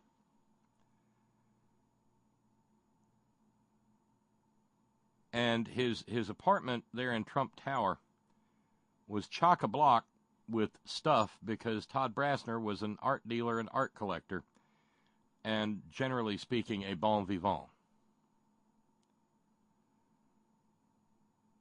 The New York Times said he loved fast cars, electric guitars, expensive watches, and making long, erudite pronouncements about art and art history. There were 100 vintage electric guitars in his apartment.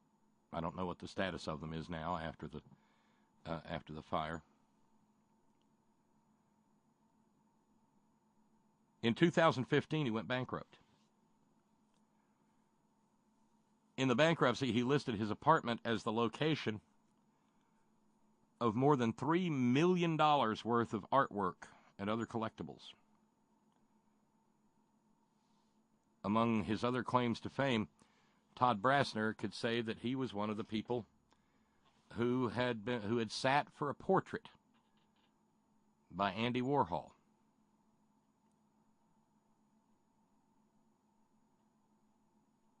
As I said, he went bankrupt in 2015.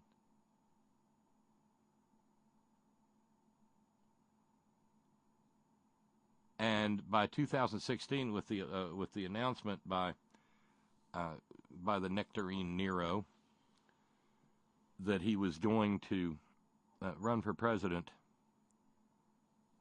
Todd Brasner's apartment in Trump Tower became toxic. Not toxic like the way it would become when his sprinklerless apartment killed him,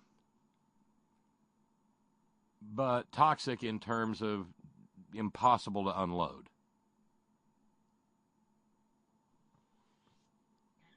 He wanted out of Trump Tower, Todd Brasner did. In 2015, he estimated his 50th floor apartment in Trump Tower to be worth $2.5 million.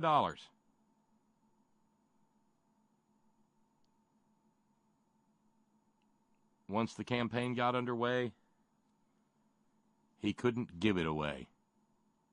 Because, of course, Todd Brasner didn't have any Russian mob friends who would actually like to have had space in Trump Tower. He also he lived alone, and among other things, he had something on the order of 40 classic, irreplaceable electric guitar amps, in addition to the 100 vintage electric guitars. The amps dated all the way back to the 1930s. There were 150 ukuleles. He even had artwork by Jack Kerouac.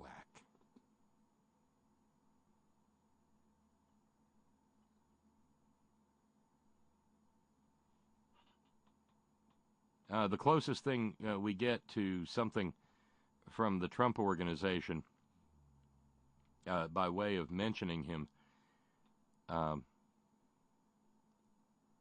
spokeswoman for the Trump Organization this past Sunday said, "We send our prayers and deepest condolences to Mr. Brasner's family and loved ones."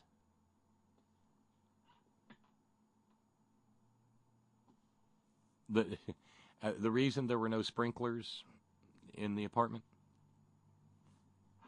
it was billed by Trump as being a fireproof apartment.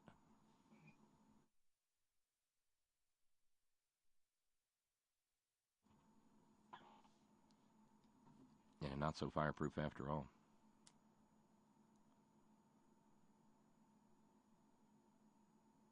$4 per square foot cost that man his life.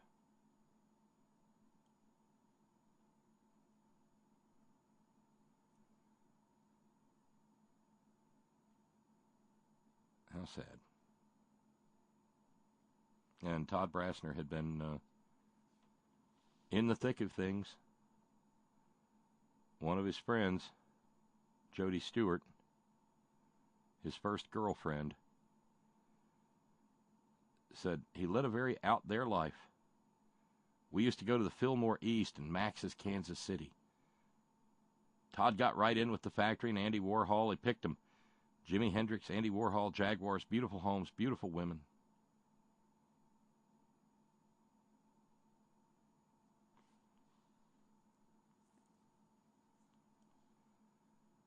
And he is no more, because sprinklers would have added $4 per square foot.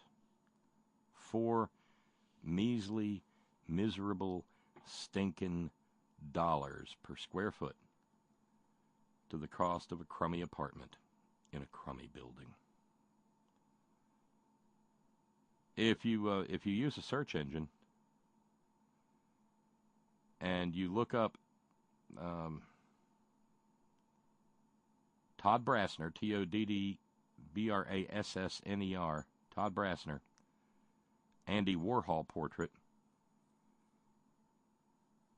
you'll see a photo. You'll probably find a photo of him standing with a phone in his hand next to the portrait itself, and it's a big one.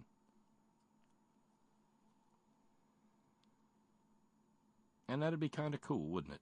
Hey, Andy Warhol painted my portrait.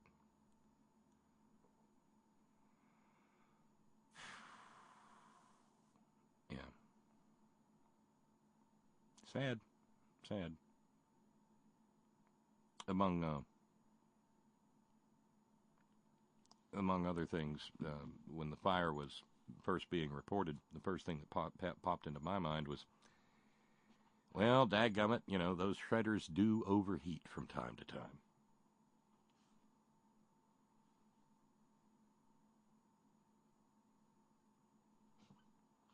A note coming in from Brother Deacon Asa. A little word-knowing moment here, Bob. Isn't it entirely false to call anything related to Trump an organization? Doesn't that imply that it's organized? How about no condolences yet from the Trump dumpster fire? Or no condolences yet from the Trump disorganization? Now, I'm going to stick with organization because that's the official name of the business. And it's also the name of a rather specific federal statute. The Racketeer Influenced Corrupt Organization Statute, otherwise known as RICO.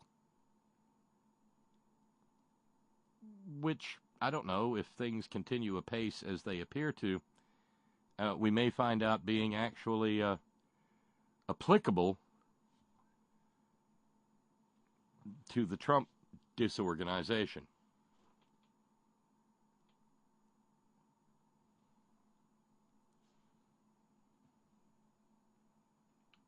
Steve from Georgia Stan pointing out something to me. Todd Brassner, the victim in the fire,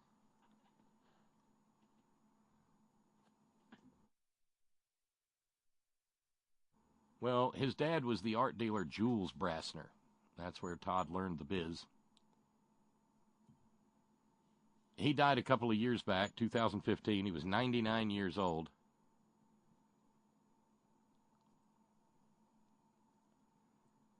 And going back to 1971, he was busted, Jules Brassner was, for receiving stolen art at the art gallery he ran on Madison Avenue in New York.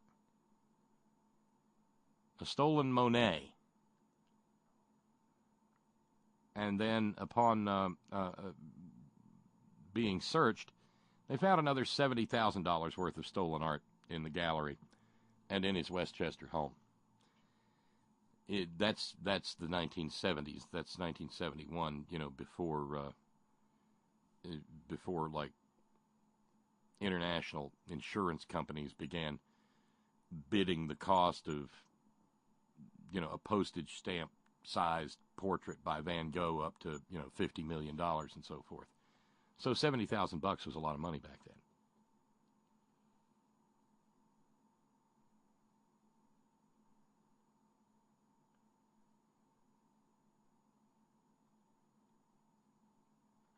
Interesting. And there is, of course, the obligatory photo of Jules Brassner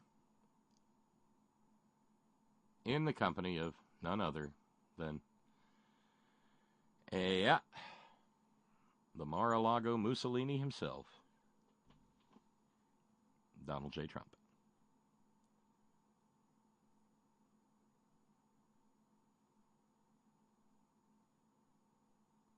Priorities, Bob, priorities, says Marty. So the apartment was as fireproof as the Titanic was unsinkable.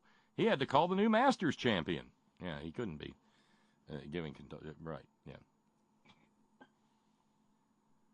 And from the Department of... Oh, by the way, since we do things here, like we do food porn here, this really is a story of dirty fruit. Nasty fruit. Every year, an organization called the Pesticide Data Program issues a report on the presence of pesticide residues on food. Well, it's out now. The 12 dirtiest foods is actually a baker's dozen.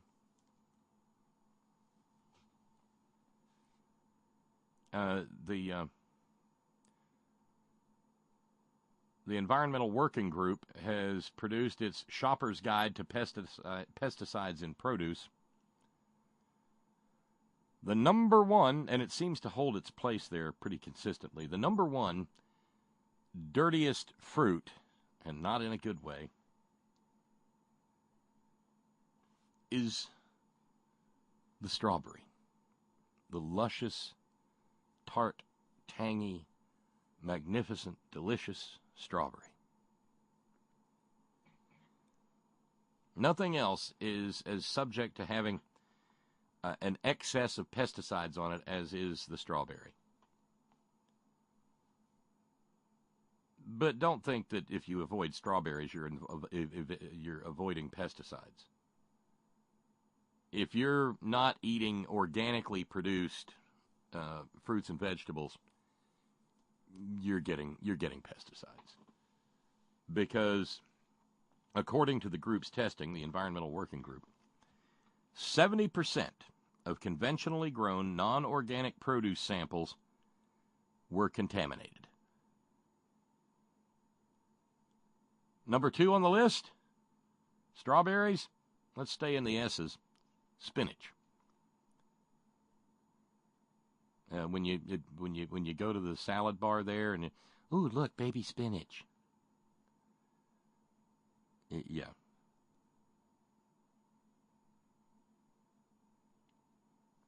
It's in total there's pesticide contamination on 47 popular fruits and vegetables, but the top 13 the top 13 are particularly rife with the stuff.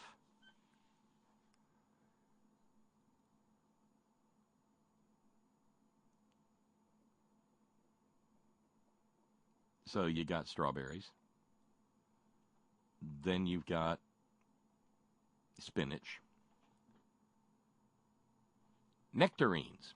The nectarine Nero, I didn't know how applicable it was because nectarines are covered in poison. Apples. Apples. Crisp, yummy apples. I remember once when a friend of mine down in the Coal River Valley, there's a lot of really old apple trees in West Virginia. And they don't necessarily look like the pretty things that we're used to seeing in the grocery store, the dark, shiny reds of a red delicious. The golden delicious comes from West Virginia. It was developed in Clay County or discovered in Clay County. But these are sort of green, and they've got speckles and spots all over them. But they make good pies, and but they're not grocery store pretty. And it was that sort of an apple. They're hard, they're tart, they're tangy, but they do have a sweetness to them. that my friend found growing. They were growing on his property on an old tree there. And when he plucked one and got ready to eat it, he noticed it was gritty and grimy, greasy, oily. And he gave one to some scientists who were doing some research work here in West Virginia. And they said, you know, we don't have the money to do full testing on this, but let me just tell you, don't eat your apples. One went so far as to say, if it comes out of a garden around here, don't eat it. Because if it's not directly on the stuff, it's being taken up through the root system again. Because of the toxic dust that comes off of mountaintop removal operations. So we got nectarine, we got strawberries, we got spinach, we got nectarines, apples, hey, grapes. And it doesn't matter if the grapes are grown here or in Chile or no, they're pesticided. Cherries. Yep. Pears. Really? Pears? Oh, damn it. Hey, tomatoes. Celery. Potatoes. Sweet bell peppers. That's the top 12. And the thing is, you can't realistically expect to remove all the pesticides no matter how you wash them. But I mentioned it's a baker's dozen. That means there's 13 on the list this year. And the last one is hot peppers, chilies. And in the case of hot peppers, I'm ruining meals again. In the case of hot peppers, they tend to be contaminated by insecticides that are, hey, look, ruinous to the human nervous system. The Environmental Working Group went so far as to say that if you are a frequent consumer of hot, spicy chili peppers, you should probably pay the extra money to buy organic just to make sure that the toxins aren't on them.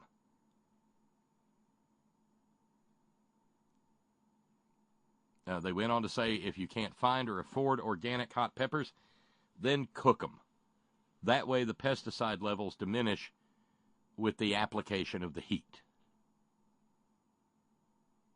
Wow, that hurts.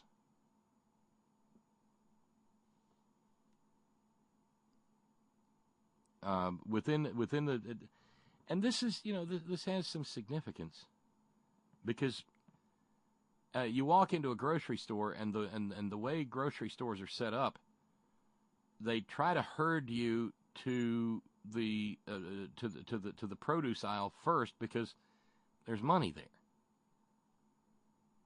and they want to move the produce quickly because it has a more limited shelf life, say, than something in a can. In sampling the strawberries, they found, the Environmental Working Group did,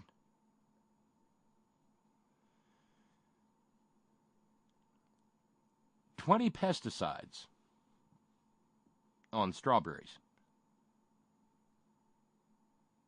And of all the strawberries, peaches, nectarines, cherries, and apples they tested, there was at least one pesticide residue on 98% of the sampled produce.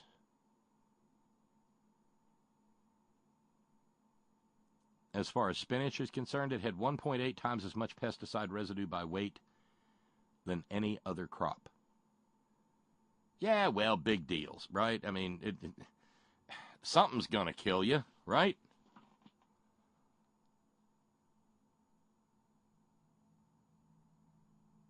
Well, back in 2012, the American Academy of Pediatricians produced a report, and they said that research indicates that chronic health complications may arise in children as a result of exposure to pesticides And those health complications include neurodevelopmental or behavioral programs, birth defects, asthma, and, of course, cancer. And then there's the fact that children are probably first exposed to pesticides via transmission through the from the placenta through the umbilicus to the baby in the womb.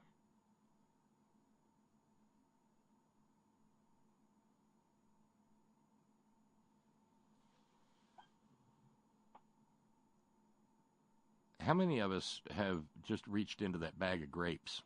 I'm guilty. And grabbed one on the way home from the store. You can reduce some of the pesticide influence, but you have to rinse the food under running water for at least 30 seconds. When's the last time you scrubbed an apple for 30 seconds? Or a nectarine?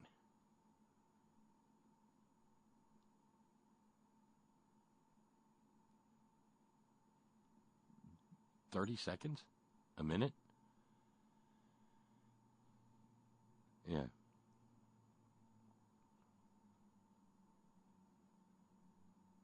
If you now here this is fairly new out, courtesy of research at the University of Massachusetts in Amherst, where only the H is silent. Hi, Terry. If you soak produce in a solution of baking soda and water, you may have a slightly better chance of reducing the pesticides than you do simply with water.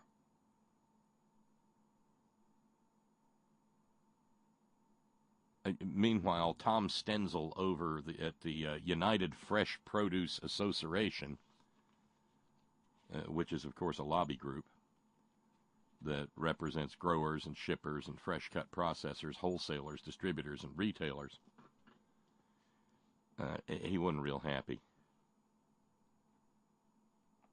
He said, consumers have more choices now than ever before when it comes to the fruits and vegetables they consume. Food safety is a top priority for the industry from field to fork. The fresh produce industry seeks to ensure a safe, efficient, and timely supply chain, allowing consumers to experience fresh fruits and vegetables at the peak of their performance.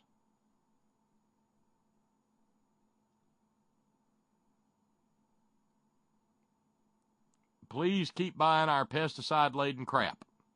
No, he didn't say that.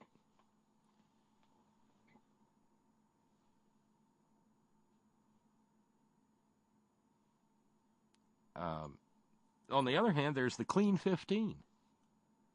This is kind of cool. The cleanest fruits and vegetables list.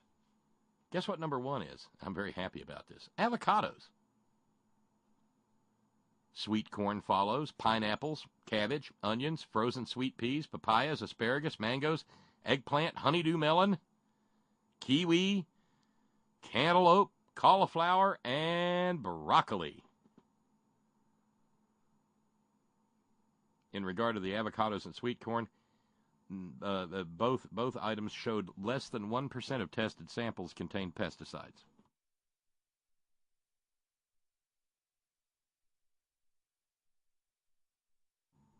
I feel even better than I already did about the magnificent avocado dog that I invented a month or so ago. More than 80% of pineapples, papayas, asparagus, onions, and cabbages tested negative for pesticide residues. Yay! And pineapple is very, very good. Good and good for you. Just a pain in the ass to deal with.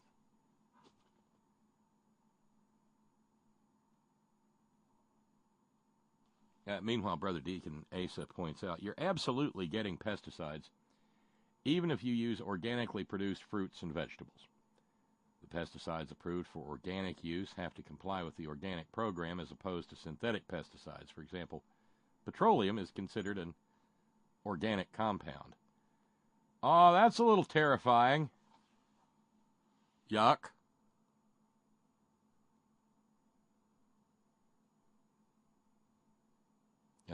Tonight's little ray of sunshine is brought to you by Brother Deacon Asa.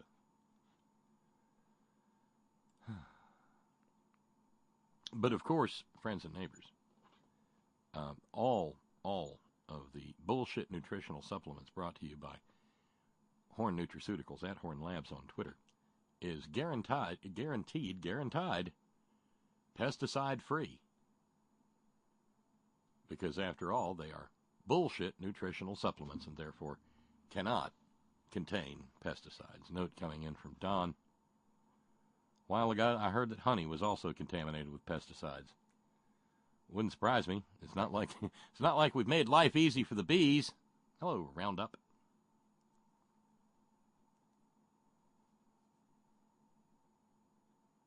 Well, sorry, Steve. We all have to suffer together, okay? I read the story earlier, and it's all so I'm just sharing. All we got in common is our misery, so the least we can do is share it. Steve says, thanks, Bob. You just ruined my pear appetite. Well, cook 'em. You ever had cooked pears? You know, like wash them real good, slice them, core them, and gently parboil them under a covered pot, and they make this wonderful, wonderful juice around them, and then you sugar that and let it boil down to a syrup and with a little dollop of ice cream on it. Yum. 7 minutes past the hour, and I'm hungry. So this is 2 days in a row, 7 minutes past the hour, into the third hour of the program, and $311 in fundraising to do, and bupkis. So, not that, I mean, that's just where it stands. So we'll just do the best we can. Oh, Roy Tola Moore update. Yes. Do you remember back during the Alabama special election when Roy Tola Moore would throw some purple polka-dotted blue screaming hissy about the allegations being leveled against him? And so, these ain't nothing but lies. These just lies from liars. She's a liar. These lying sluts. Right? Remember that? And I kept saying, well, fine. Sue him, Roy. Truth is an absolute defense, baby.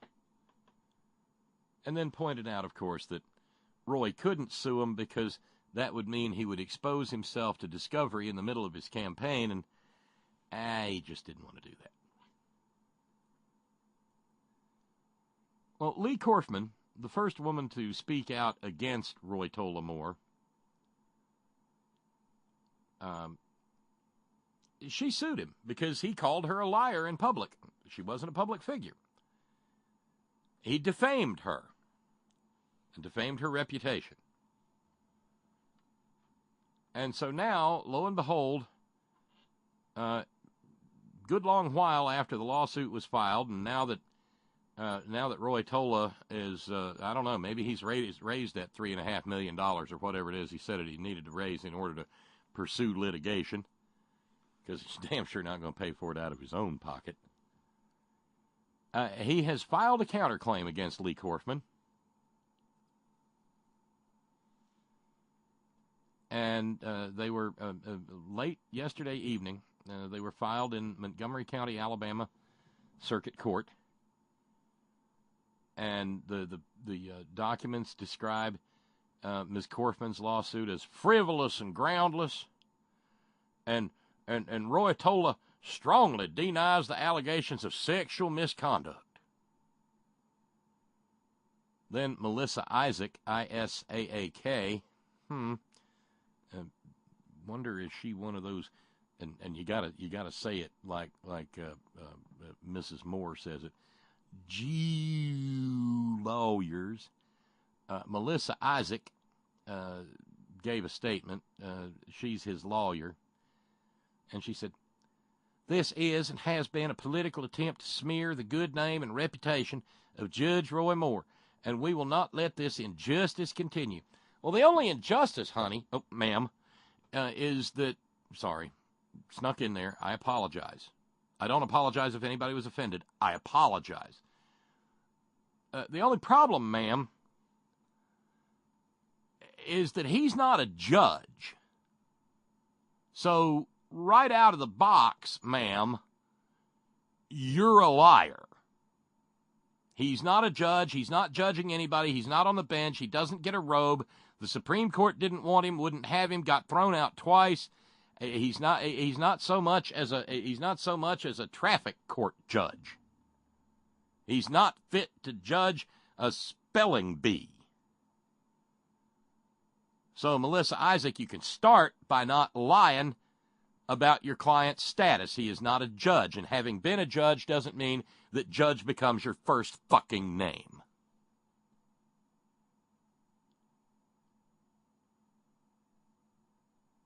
Among other things, the Roy Tola wants to move the trial from Montgomery County, Alabama, to Etowah County, Alabama, because he's got a better chance in Etowah County of getting him some good, God-fearing, upstanding, Bible-believing, Christ-centered, evangelical, fundamentalist, homosexual, white people on the jury.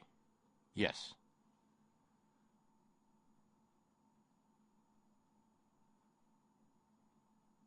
Because he's argued that filing the case in Montgomery County was for political reasons to hide the truth from the public about these false allegations. I don't necessarily think that Etowah County has a greater claim on truthiness than Montgomery County does. But given the way the turnout in the election ran, he's terrified that that group of 6 people trying the case might have some wrong coloreds on it.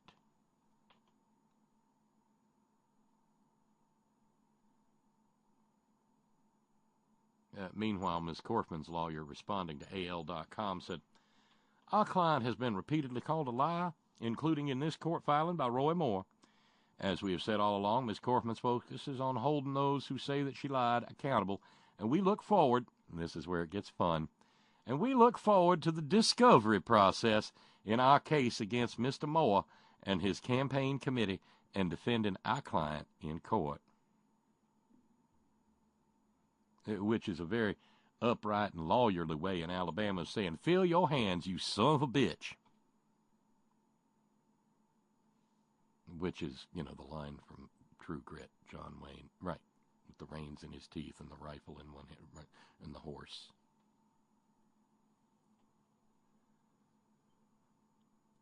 Apparently, Roy Tola's request to move the trial to that bastion of veracity, Etowah County, in other words, his home, has been denied at least once. This should be fun. I hope whoever's covering this stays on top of it. I badly want to read that deposition. Very, very badly.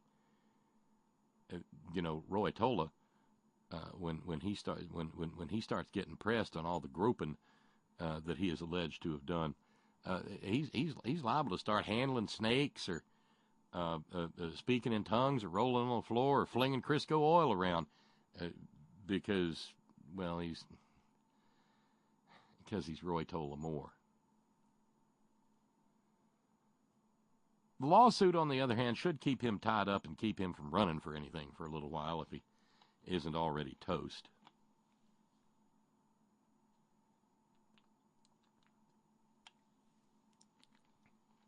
So, enjoy yourself.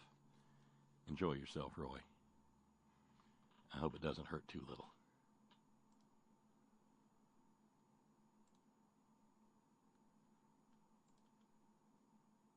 Meanwhile, I mentioned earlier the UN Security Council veto of the effort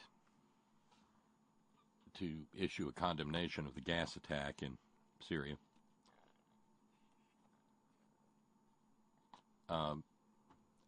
Alex Jones doesn't... Titanic, remember Titanic Tuesday? Titanic intellect? Alex Jones doesn't like to part ways, part company with the Marcus Aurelius tyrant in the White House. But when Trump tweeted, "Many dead, including women and children, in mindless," all caps, "chemical attack in Syria. Area of atrocity is in lockdown and encircled by Syrian army, making it completely inaccessible to outside world. President Putin, Russia, and Iran are responsible for backing Animal Assad. Big price." Yeah, sure. Well, this was followed by Alex Jones saying, "It has every hallmark of a false flag. And why does it have every hallmark of a false flag?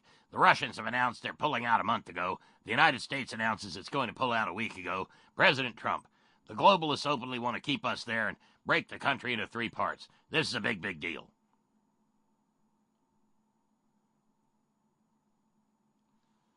Jesus. It's not even funny anymore, if it ever was.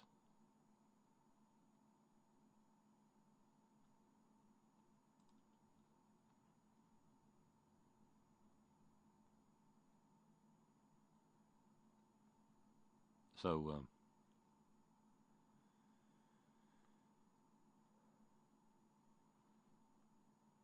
on the other hand, more eliminationism, courtesy this time of from Anthrax Coulter. Is she still mad at is she still mad at the Nectarine Nero? But in regard to sending troops to the National Guard, where they're not going to be allowed to interact with immigrants, apparently. Well, that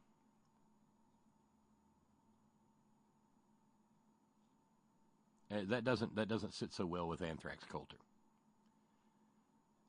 She said, "What are they going to do? Shoot the illegals?" I don't think so. I mean, both Obama and Bush did this too. No, there's a reason the chant was, "We want a wall." We don't want to use the military to process illegals and let them into the country. All this in a conversation with the right-wing chucklehead Lars Larson.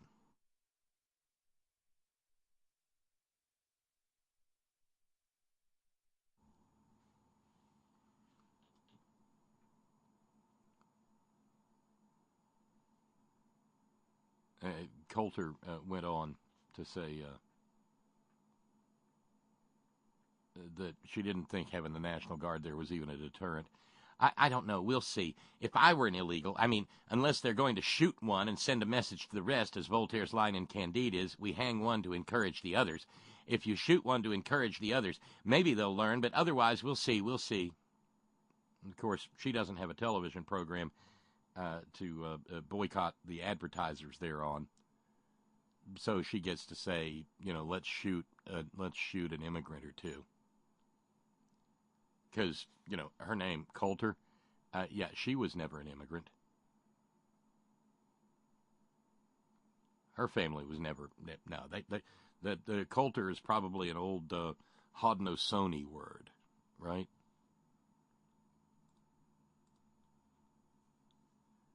They spend their lives in such viciousness and such hate and such joyless shucking about trying to outdo each other's nastiness. What a life.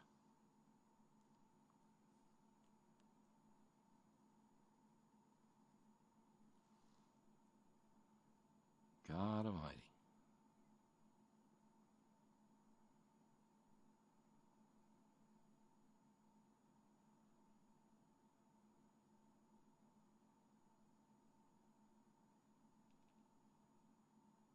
Yeah, but it's That just, some right-wingers being nasty to immigrants, that just means it's a day that ends in Y.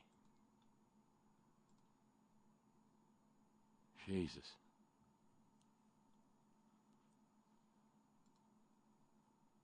But since we're talking about angry white women, I won't say young. Ann Coulter isn't young anymore. But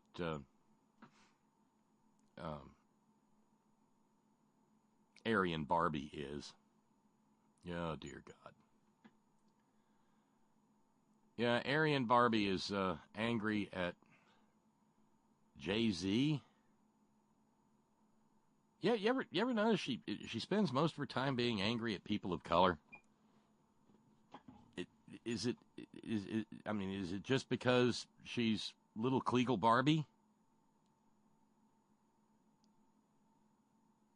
Or is there something deeper at work there? By the way, before I go any further, thank you very kindly to Steve and Karen and little Cletus and little Twiggy for providing the only fundraising during the program this evening. Thank you very kindly, all of you, Steve.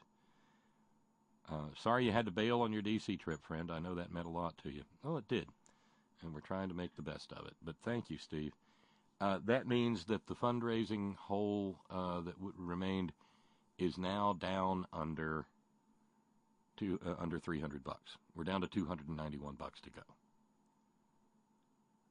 If we could finish that off and then finish off next week, wouldn't that be freaking awesome? But yeah, maybe we will, maybe we won't. Thank you, Steve. Thank you, Steve and Karen and little Cletus and little Twiggy. Thank you so much. Cletus is a good puppy. She's a very good puppy.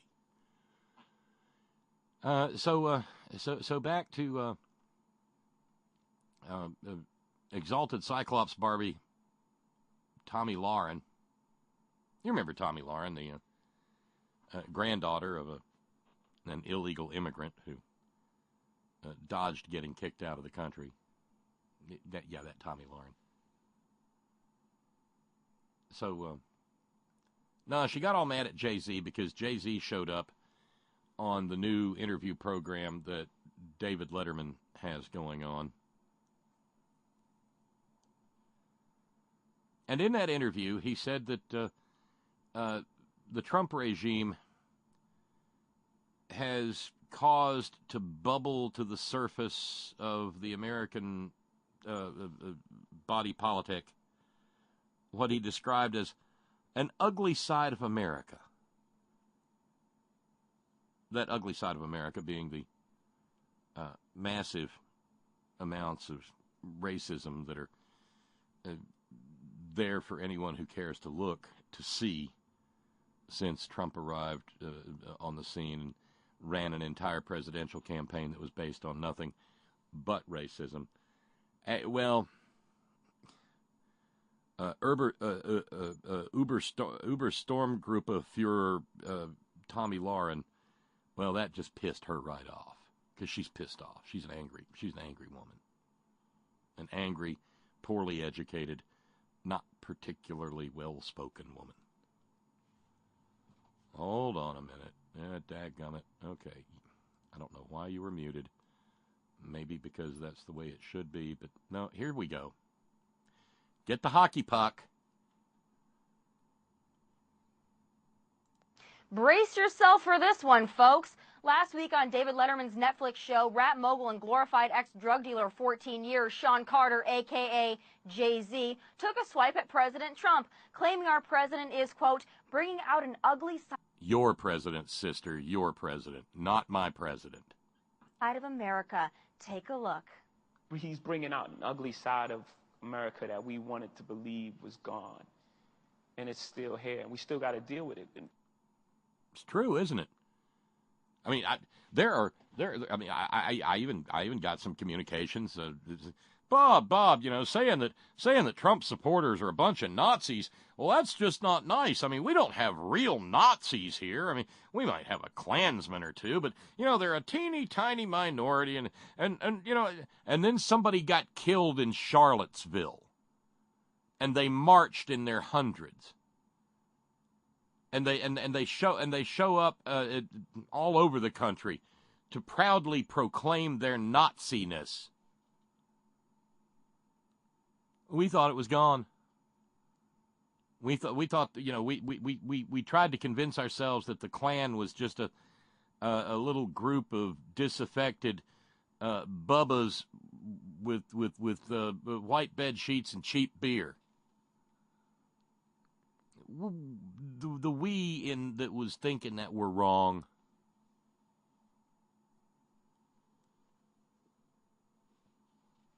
It's all here, but let's let JayZ speak for himself in the clip. Bringing out an ugly side of America. Take a look. He's bringing out an ugly side of America that we wanted to believe was gone. And it's still here, and we still got to deal with it. And we have to have the conversation. We have to have tough conversation. We have to talk about the N-word, and we have to talk about why white men are so privileged in this country. Wait. Donald Trump is bringing out the ugly side of America? How so? Consistent economic growth, the lowest unemployment rate in 17 years, or better yet, how about the lowest black unemployment rate in 45 years? Please, Jay, tell us. You imply Donald Trump is a racist. Based on what? Klan rallies. Some Nazis are very good people. Klansmen, white supremacists, skinheads, Nazis showing up at his campaign appearances, endorsements by people like David Duke. The Klan endorsed Donald Trump. Donald Trump didn't, do much about right. Things like that. Why do all these Trump-deranged, selectively offended, loudmouth celebrities really hate this president? She's really, when you listen to a clip from her, the one thing she should never accuse anyone of being is loudmouthed. I mean, listening to her talk is like listening to cats fuck. It is not a happy sound. I don't do this joyfully or with any glee whatsoever. But part of the nature of this program is, to the extent possible, to shine a light on the viciousness, on the hatred that flows like a mighty river of vomit from the white wing in this country.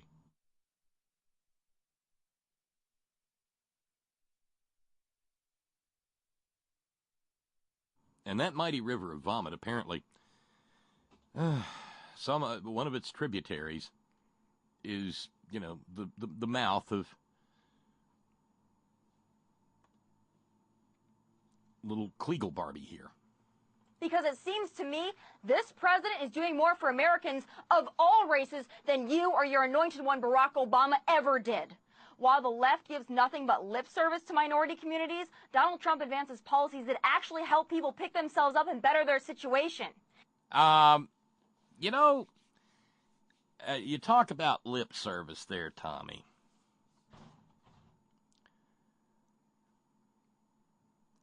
It was not a Democrat Chief Justice of the Supreme Court who gutted the Voting Rights Act. It was not a bunch of Democratic legislatures who gerrymandered the living bejesus out of their congressional districts to make sure that African American votes were watered down to the point of near meaninglessness. It was not a bunch of wild-eyed liberals who passed voter ID laws that make it harder and harder and harder for people of color to go to the polls and exercise the franchise. Those aren't people in Hillary hats screaming the N-word at people in fast food restaurants that we seem to get a clip of at least once a week. Jesus jumping Christ, this woman is a moron. I don't think we can grandfather her, but there's a strong likelihood that she's going to become the poster face of Titanic white wing intellect in this country for Titanic Tuesdays.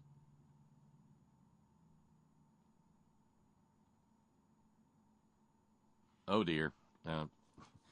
Brother, this is Brother Deacon Ace's. This is not mine. You mean lip service like a 24-year-old tossing Trump salad through the TV every evening, Tommy?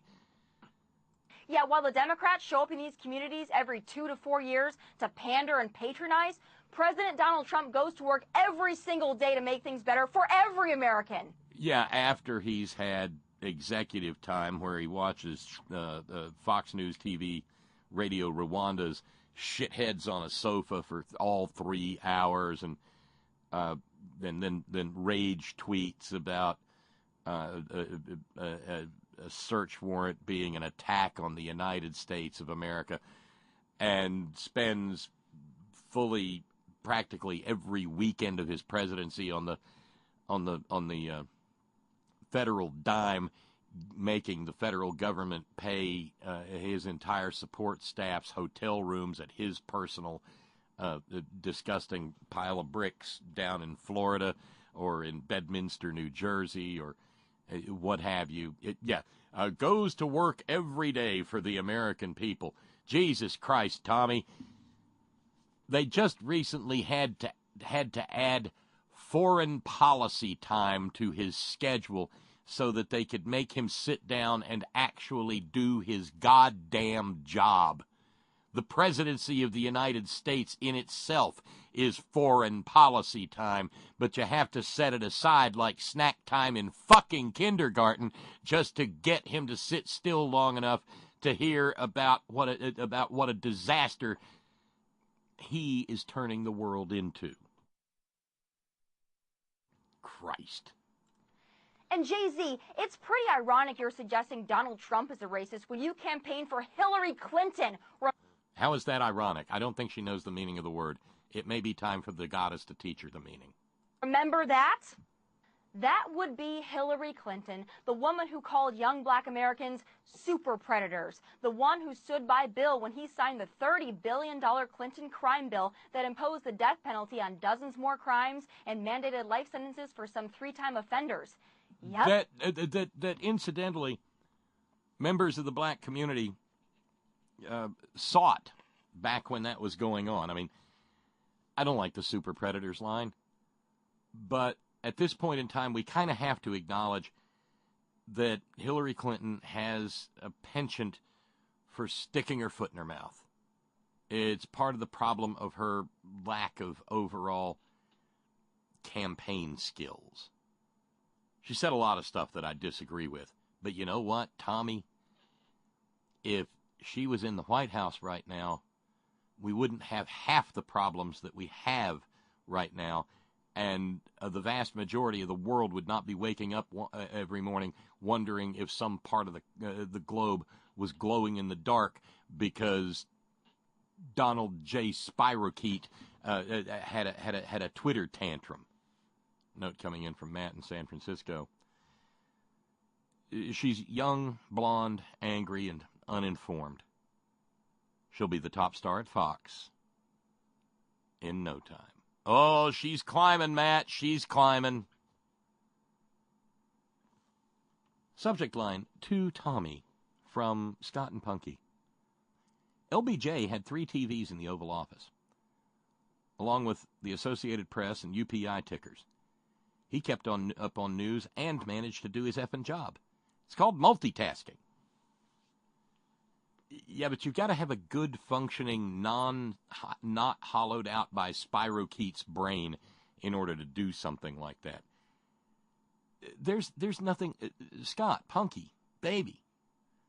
There's not enough processing capacity left in the Trump mind to do a tenth of that. He's not a big thinker. He's an accidental president.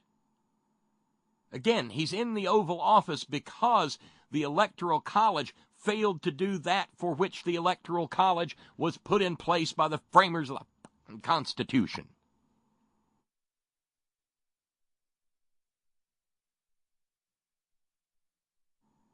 Jesus, the stupid with this woman. I mean, there's an old blonde joke out there.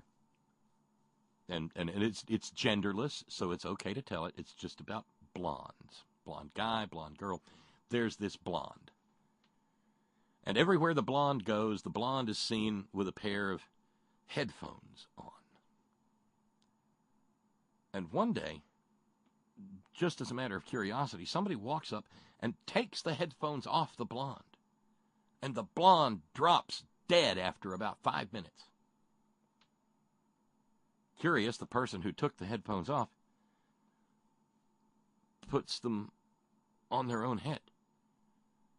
And here's the following. Breathe in, breathe out. Breathe in, breathe out. Breathe in, breathe out. Tommy. Black arrest rates for drug offenses doubled from 1984 to 2000, thanks, in no small part, to the Clintons, who you stood on the stage and... Wait a goddamn minute. The arrest rates doubled from 1984 to 2000? Thanks in no small part to the Clintons?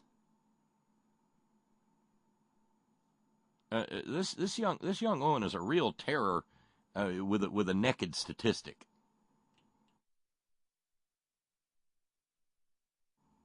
I know I'm challenged ciphering-wise, but 84 to 96 years. Bill Clinton didn't enter the White House until January 1993, so that's 8 years. So you can't say thanks in large part to Bill Clinton, because Bill Clinton can't be more than half of that. In large part implies a majority, you goddamn dumbass.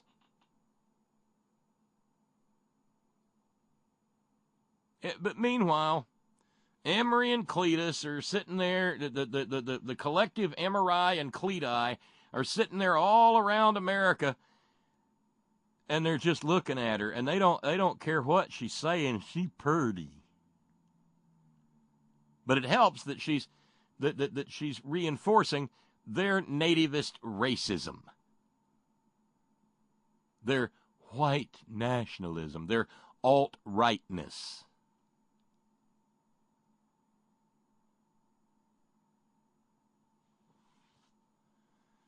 Because Fox. Campaign for. Oh, but please, JayZ, tell us how problematic Donald Trump is for black Americans. Sad thing is, you know... If black Americans don't get to have opinions about Donald Trump, Tomi Lahren will form black America's opinions about Donald Trump. Thank you very much, Lee. Tomi Lahren was born a poor black child, after all. Oh, this president is winning for the American people, and you can't stand it because he'd rather charge him with some made-up racism and stir up resentment in minority communities than admit the progress he's making on behalf of the very people you claim to fight for. Please, go back to rapping filthy lyrics and celebrating your drug-dealing resume, and let Donald Trump make America great again for us all. Those are my final thoughts. From L.A., God bless, and take care. I think calling them final thoughts is rather of an insulting concept relative to the idea of thoughts, but that's me. Rapping filthy lyrics and celebrating your drug-dealing resume. Poor Tommy. JayZ could buy her for what she thinks she's worth and sell her for what she's actually worth and never pay attention to the loss. I don't know. How would you know about his filthy lyrics if you hadn't been listening to him there, Tommy? I'm going to leave. No. That's probably improper. I'm not going to go there. I'm not going to make that comment. Can't make me. No. But it's just nice to know that another generation has arisen behind Ann Coulter to carry the white supremacist fight forward into a new generation. She should probably be holding a sword above her head and riding a pigeon and yelling, "Tarna!" Yeah, at least it's entertaining, right?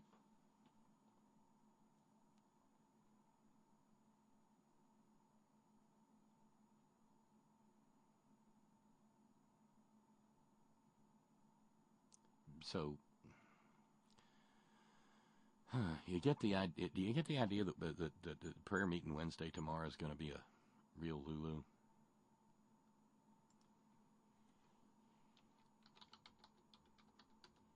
Because the hotter it gets, the more that Robert Mueller, who admittedly is not necessarily the solution to the problem,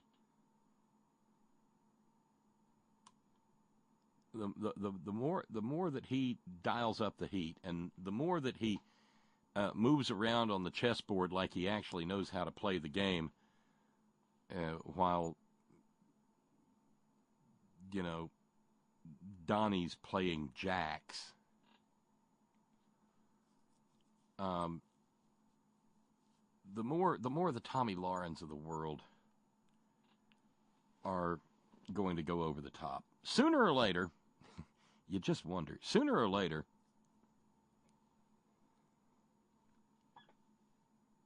it's hard to avoid the idea that Tomi Lahren is going to eventually use the magic word. It's almost guaranteed, isn't it?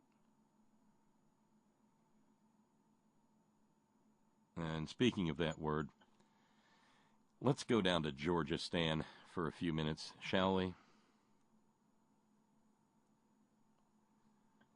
To Griffin, Georgia, in particular.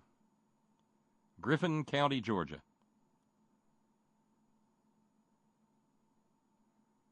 Former city commissioner Larry Johnson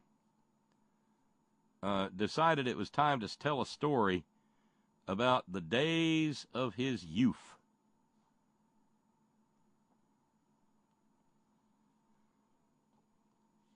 And in the course of telling his friendly, homey, country-style story,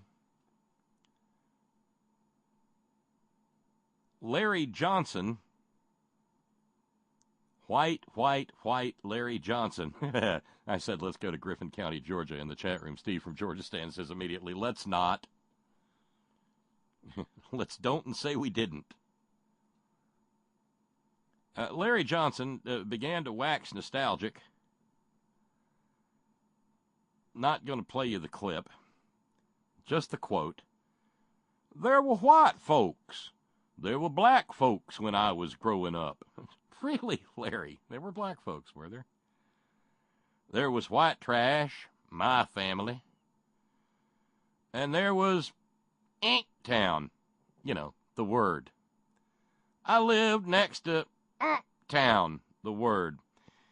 At which point, current city commissioner Rodney McCord spoke up and said, you live next to what town? And Larry Johnson, not to be deterred, said, Town, son. I'm telling you that I've changed. I'm no longer white trash, and they're no longer called that. Now, if that's offensive, I apologize for being offensive. I don't use that word anymore, even though I just used it 3 or 4 times about 15 seconds ago. I added the, even if I just used it 3 or 4 times about 15 seconds ago part. That's me.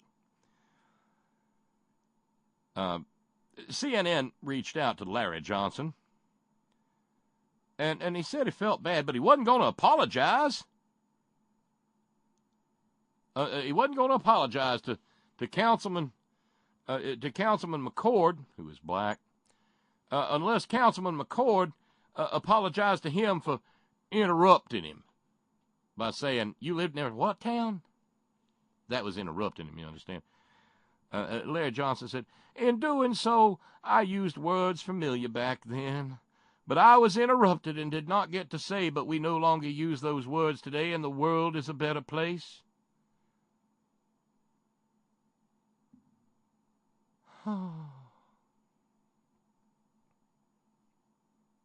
Yeah, Steve and I made the same call. Said I was going to provide that hideous clip, but like Bob stated, it's not worthy to hear.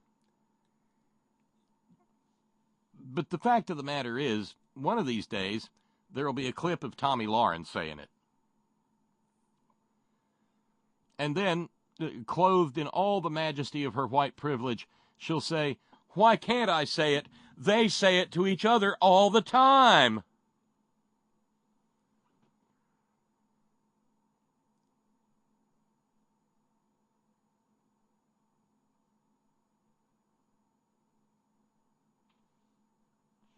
And apparently something about this was about a heritage or some such.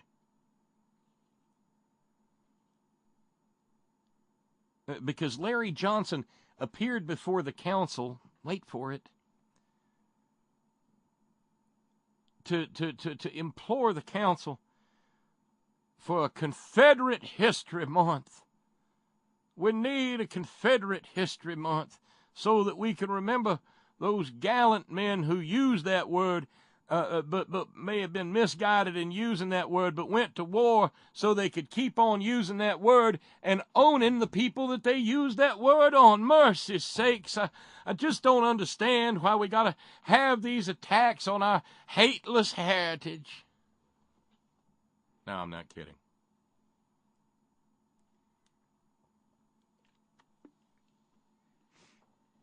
Meanwhile, going back to Tomi for just a moment, Brother Deacon Asa says, little Tomi is just jealous because unlike her president, JayZ is a real billionaire.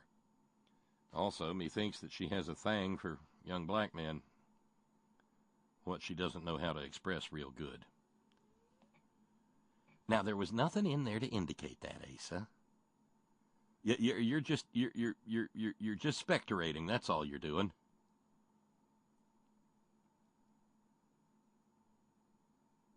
I mean, just because she goes home every night and gets, her battery-operated boyfriend out of the drawer and repeatedly watches the really, really the cool scenes from Mandingo does not mean she's got... No, it does not. Now quit that.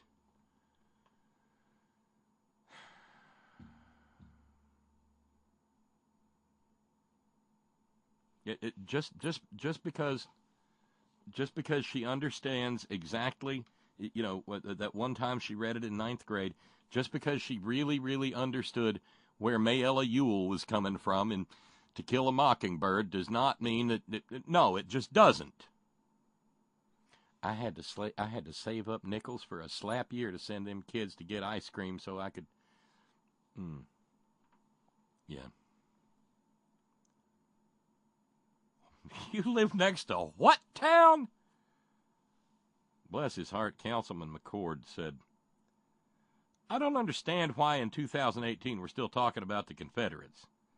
How should I, as a black person, celebrate that? Confederate History Month. Yeah, really. Is this one of those situations where,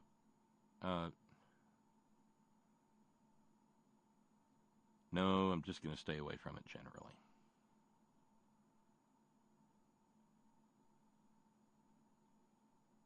Really, if you're going to have Confederate History Month, and this, if you're going to have, say, like the Old Dominion of Virginia does, if you're going to set aside a state holiday for Robert E. Lee's birthday, I really think there should be some sort of advisory state regulation or something that tells people of color how to celebrate Robert E. Lee's birthday, how to celebrate Confederate History Month or Confederate Heritage Month. How, as Councilman McCord pointed out, do you do that as a person of color? And I'll even take my privilege out for a little walk around and say, how do you as a white person who knows history celebrate Confederate History Month? Because I sit here talking to you as the descendant of people who went into that war on behalf of the people who went to war in order to keep owning other people. I sit here talking to you as the grandson of a Klansman. And I can tell you that is a challenge to me. How do I think about that? How do I approach that? How do I process that? I know, white guy, me, I. How do I? Well, if a person of color wants to talk about that, I want to have that conversation. I want to shut up and listen. But I can tell you that it is hard enough as the grandson of a Klansman, the great-grandson of a racist grandmother, I mean really racist, hateful. About the only thing I know about her is a story that my father told about her, about just how hateful she was.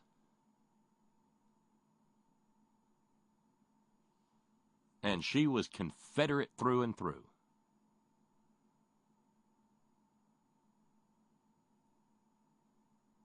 Related to a preacher who stood in the pulpit and invoked hell and damnation upon any abolitionist and thumped the Bible, declaring that God wanted white people to own people with darker skin.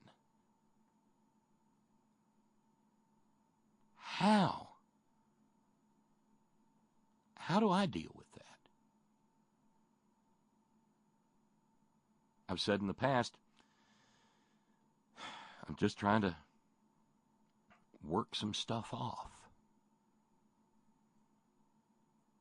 by being as decent a human being as I can try to be in the here and now, to try to counterbalance the indecency that informed portions of their lives back then for whatever reason. Whether it was because of ignorance, or whether it was because, those were the times, or whatever excuse that white apologists for white supremacy will make.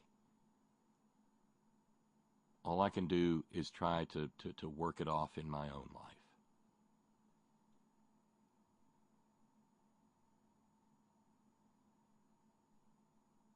Oh, wow, I didn't realize that. Brother Deacon Asa says he is not just expectorating. Tomi Lahren tried to date Trevor Noah after she appeared on his show. He refused. Yeah, he kind of knew that would be the end of his career.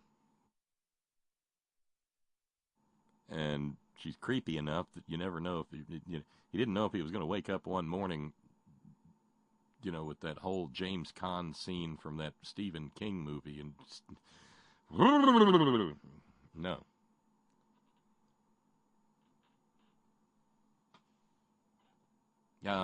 Subject line, Confederate History Month. Bill in Allentown says, let's just call it Praise the Oppressors Month. Sorry for the sarcasm, Bob. I didn't know that was sarcasm, Bill. It's kind of what it is. Let us now praise oppressive white people.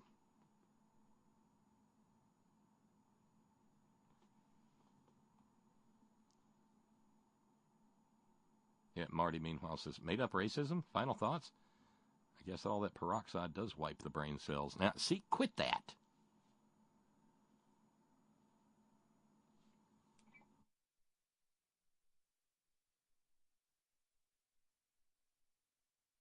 So that's Titanic Tuesday for this 10th day of April, 2018. Let's see, I can clear out old Larry Johnson out of the stack now. Goodbye, Lair. Hope I never hear about you again. Back tomorrow evening with prayer meeting Wednesday. I hope you'll be here as well. Hope you're enjoying the unanticipated week of broadcasting. I am. Takes my mind off the pain.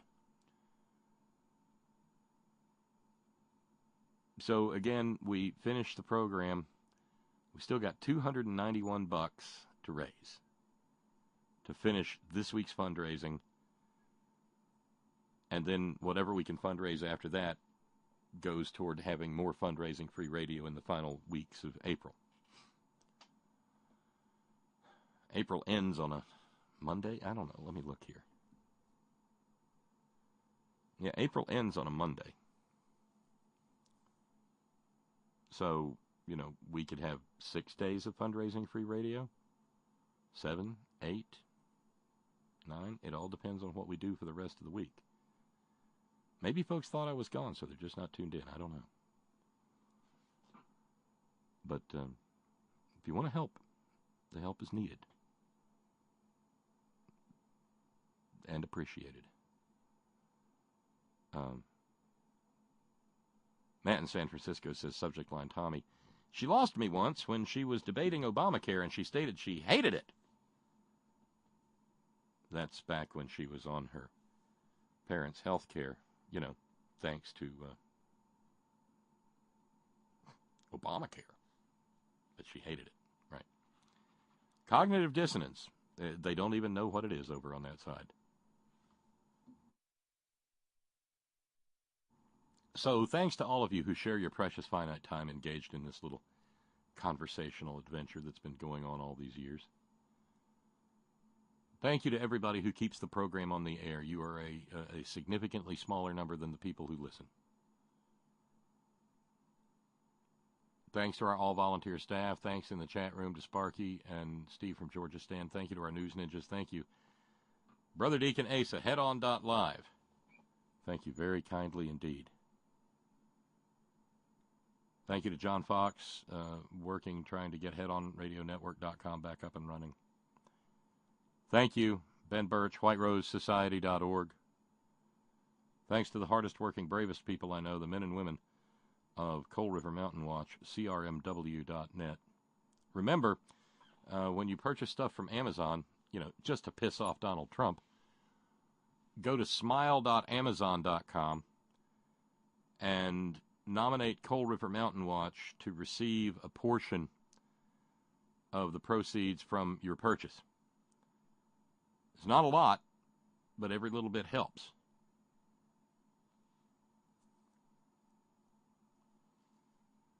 So remember smile.amazon.com and remember Coal River Mountain Watch when you go to Amazon. Because what a double whammy. Donald Trump would absolutely hate you for shopping at Amazon, and B, hate you even more for making Amazon spend some of its money working against the coal industry. It's a win-win situation. And always, always, always, Gina, it's all for you. Later, y'all.